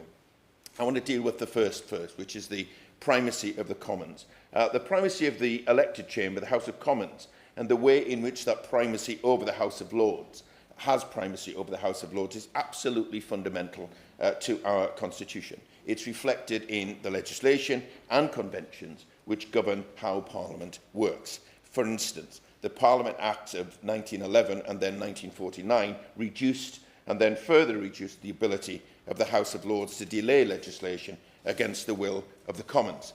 Now, since 1949, the Act has limited the ability of the Lords to delay the will of the Commons to just 1 year. And I want to confirm that this applies to all public bills. That includes private members' bills, as my honourable friend, the member for Sunderland Central, said.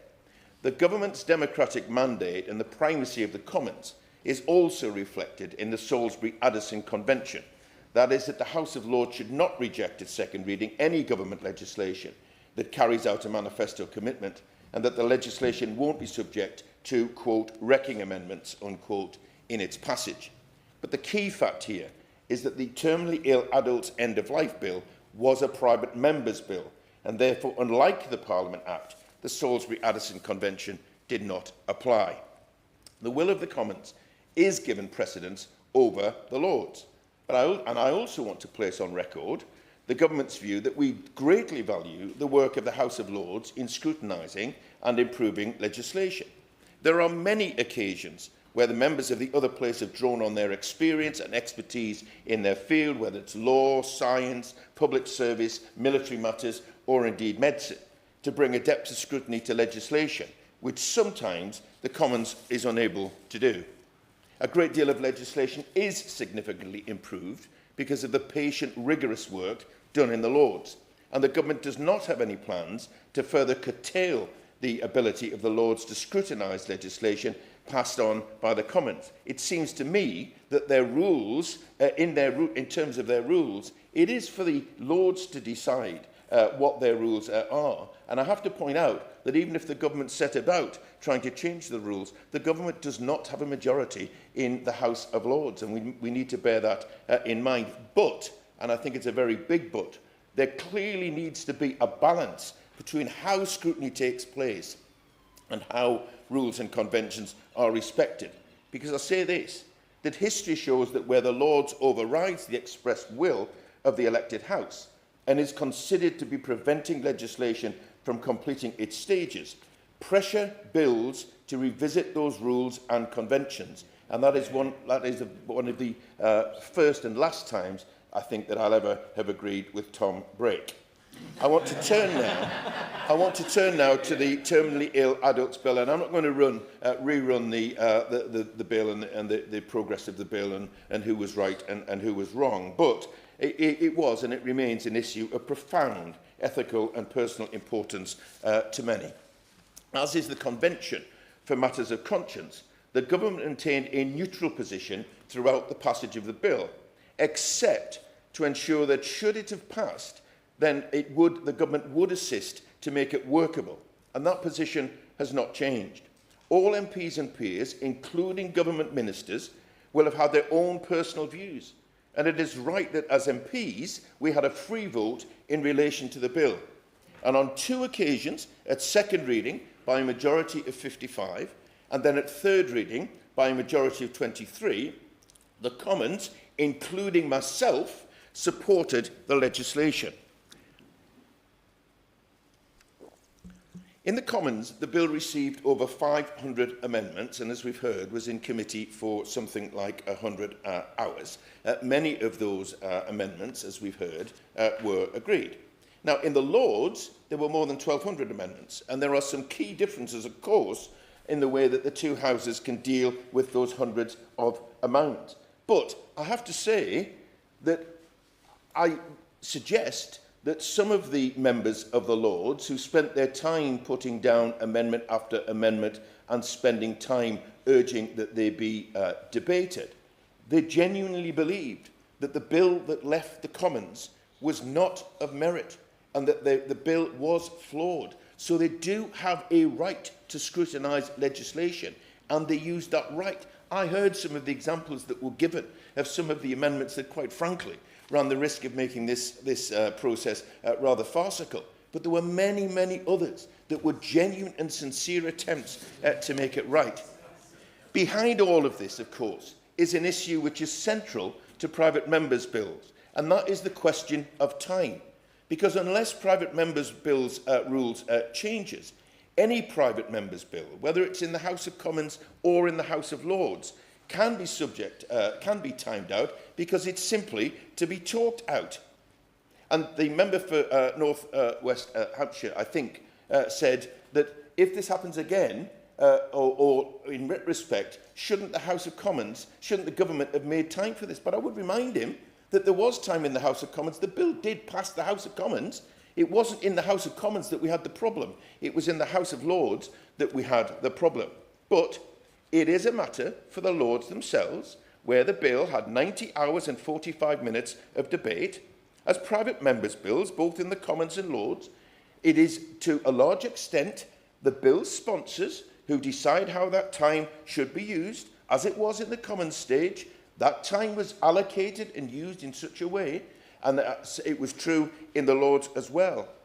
And I would say that it did take a very, very long time in committee in the House of Commons. It took quite a long time at report in the House of Commons. But that was time that might otherwise have given some space later in the process that the Lords might have been able to make better use of. However, I suspect I'm being slightly optimistic when I say that. Ultimately, yes, of course. And clearly, I've sat on a bill committee for private members' bill that took 45 minutes. And like I sat on this one that took 100 hours. And all I would say is, I do think with an issue like this, we do need to look at how the private members' bill process works. We, as members, were expected to receive 242 pieces of written evidence and 159 pieces of written correspondence the day before line-by-line scrutiny commenced. And we also had no equality impact assessment, human rights assessment, or delegated memorandum powers report through the whole of the bill committee process. So all I would ask is for these larger, more contentious bills that we do go away and look at how that works in the private member bill process. Thank you, Mr Wishart. I certainly will go away and reflect on that. But my honourable friend knows, because he's a very distinguished member of the Modernisation Committee, we are looking at how this place best uses time. I'm talking about the House of Commons. And therefore, part of that discussion will be when private members' bill will be debated and how long they will be debated for. And he will know that a number of committees in the Commons have looked at this question over a period of time, not least the Procedure Committee. And if my memory serves me correctly, they are looking at it again. But if you have a situation where there is limited time for private members' bills, even though it might get to the point where you will get a decision, and a clear decision, at the end of that debate, let's say at second reading, if it was time limited, which would be novel, given the fact that, as I've said before, the aim is to get to 2:30 and talk out most bills, and sometimes the government of the day helps in that process. If we were,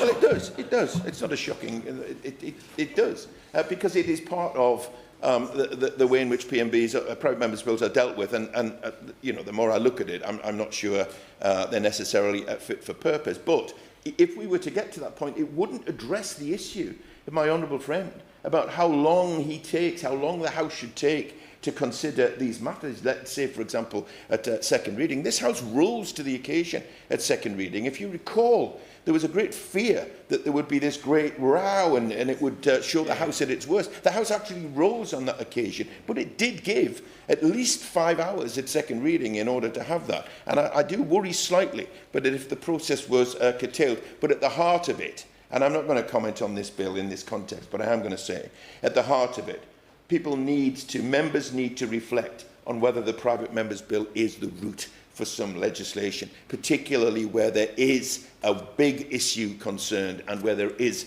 a question of conscience, of course. I'm very grateful, and I understand the point the leader is making.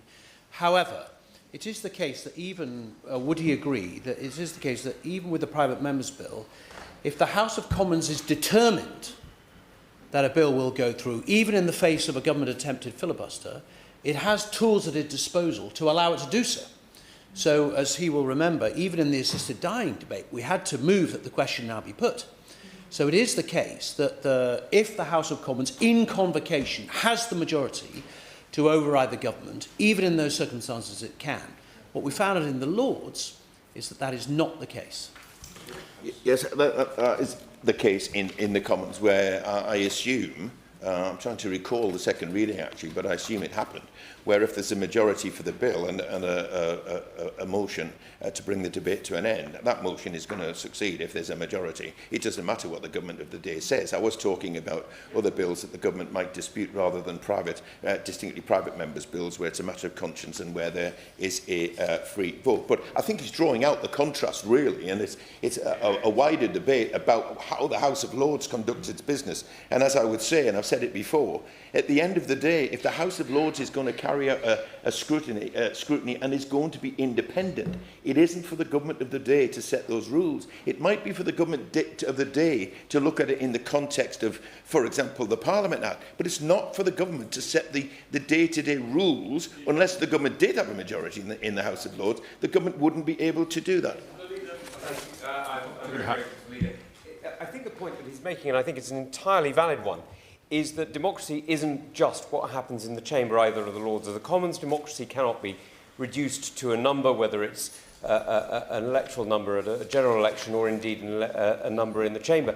It's what we do between times. Now, I keep hearing that we had 14 years in government, and I don't deny it, and I recognise many of the errors that we made. But is it not also true that this campaign has had 10 years between the first vote and the second?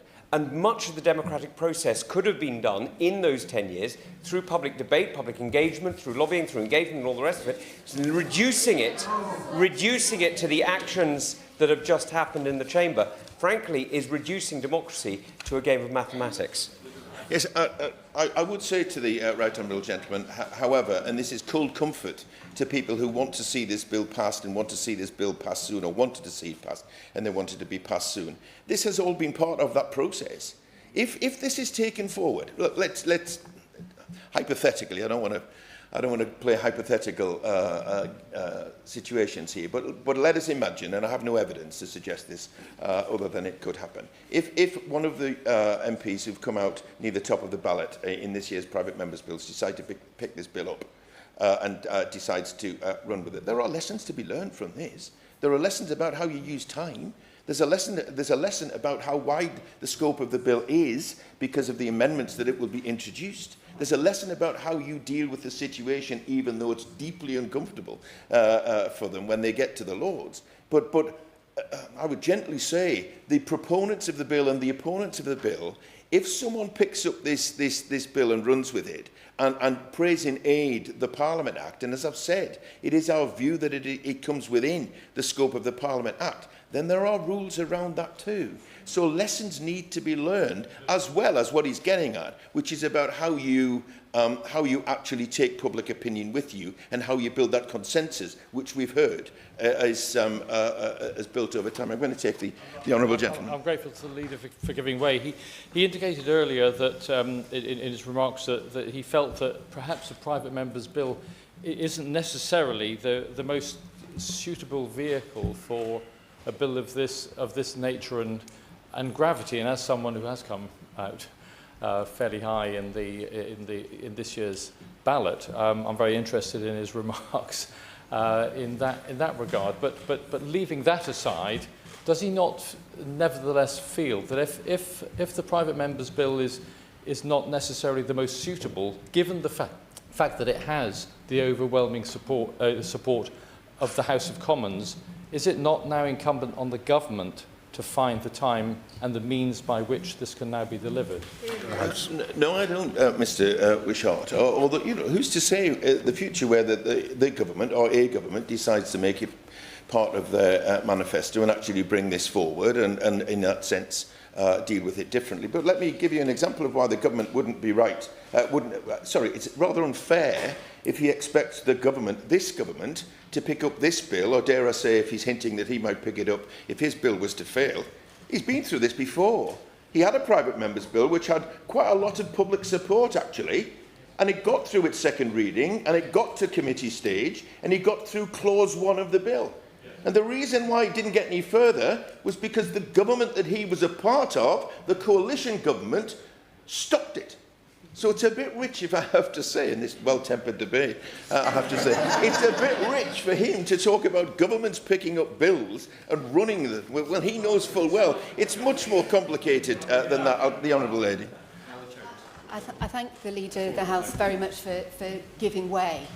And I wonder if he would agree with me that there may be a way to fulfil both the principle, to respect the principle of the primacy of the Commons and the principle of the importance of parliamentary scrutiny, including full scrutiny in the Lords coming to the point of a vote, which isn't the government taking forward the bill, but in his role as Leader of the House, the role of representing the Commons to the government, for him to reintroduce this bill in the Commons so that it can be sent directly to the Lords to complete the process of parliamentary scrutiny to the point of voting in the Lords, so that we fulfil the fundamental democratic principles that have been argued for from all sides of the debate today.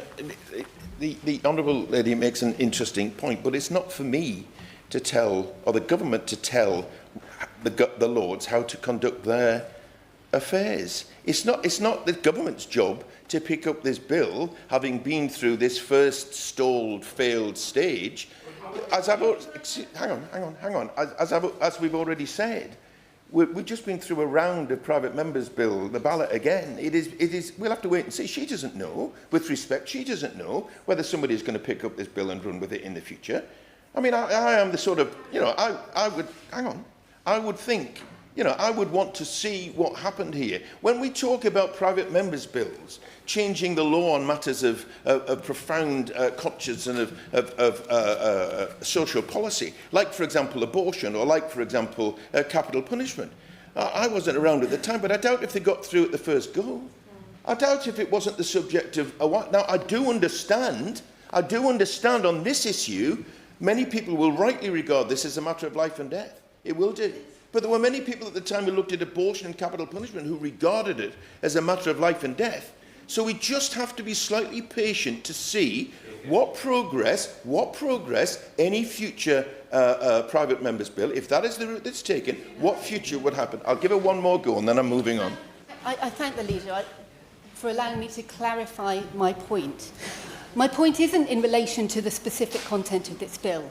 It's in relation to the constitutional crisis caused by the blockage of it. Is it really okay that our only way out of that is to wait for another private member? Is there a role in ensuring that... Thank you, Mr. Wishart. Implicit, and I'm sorry if it wasn't explicit, in what I've said, is that I think the Lords need to reflect on what they have done. I think there are quite high stakes here. Hang on. I think there are quite high stakes here, and we need to be careful that the conventions and the rules that we have in place are being used properly so that the trust is engendered in our political system that we want to see. But I just want to address something else, because there's been a constant theme here, which is that there was a cabal in the House of Lords of a handful of people, given however many hundreds of Lords there are, that somehow managed to hijack this process and stop it all. There you go. Well, the Honourable Gentleman said that's exactly what happened. There have been 5 private members' bills and 1 amendment on this matter in the House of Lords. They didn't go anywhere. They didn't go anywhere because the person who was proposing at the time didn't believe that they had merit. He didn't push them because he didn't think there was support in the House of Lords. Now, this is you can pick whichever side you want on here. We've been talking all afternoon about this is never tested. It was never tested. My honourable friend from Hackney South explained why it was never tested. But you can, members can say, oh, it was never tested, we don't know. I could argue, if I wanted to, it was never tested and we don't know either on the other row. We don't know whether there's a majority in the House of Lords for this. So let's just be careful before we go out chasing those particular. I just want to conclude, if I may, Mr. Wishart, because I want to leave my honourable friend from Sunderland South some time. Business managers made it clear that had the bill returned, this has been raised, business managers made it clear that had the bill returned from the Lords before the end of the session, the government would seek to provide time to consider changes.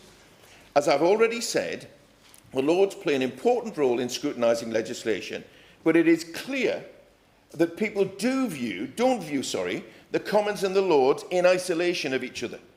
The actions of each House directly impact upon the perceptions of this place more broadly. It's about what my honourable friend described as a question of trust. And I'm sure that members of both houses will wish to reflect upon that and ensure that the actions of one House do not detrimentally affect the others. But this is a debate, Mr Wishart, which I'm sure will continue, and I welcome that debate because at the heart of it is a bill of profound importance to many of us, whatever side we sit on this, but also profound importance about the relationship between the elected House and the upper House, and I'm sure that debate will continue. As you can see, you've got 2.5 minutes. Thank you, Mr Wishart. All it remains is for me to thank members for their many contributions today in the spirit that they've been made in. As I think the spirit that we participated in second and third reading, and that left the bill, improved the bill, including the contributions from opponents of the bill, such as the honourable member for Bexley Heath. I agree with the member for Hackney South that he said that we are not here as a debating chamber, we're here as legislators. And to be clear, the petitioners don't believe that the Lords or anyone should unquestionably take up what is done, but they question how social change is possible in a democratic society such that we profess to be, and what our constitutional settlement, as the leader ably set out, of course, that constitutional settlement has been evolving over time through including through the Parliament House. And the Hansard Society are absolutely clear that it was within the Lords' right to do as they did under the current constitutional settlement.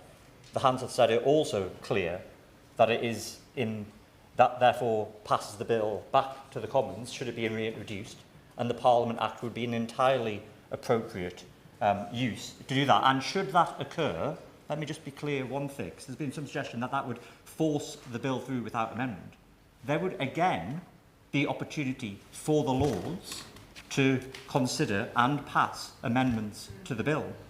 But what there wouldn't be that time would be an opportunity for the Lords to not reach a conclusion. I am far from a constitutional radical. The honourable member for Tunbridge Wells did a very good Tunbridge, sorry, did a very good job of painting me as some radical and saying I want to abolish the Lords, and maybe it was his AI that suggested I want to do those things, because he certainly didn't listen to my speech.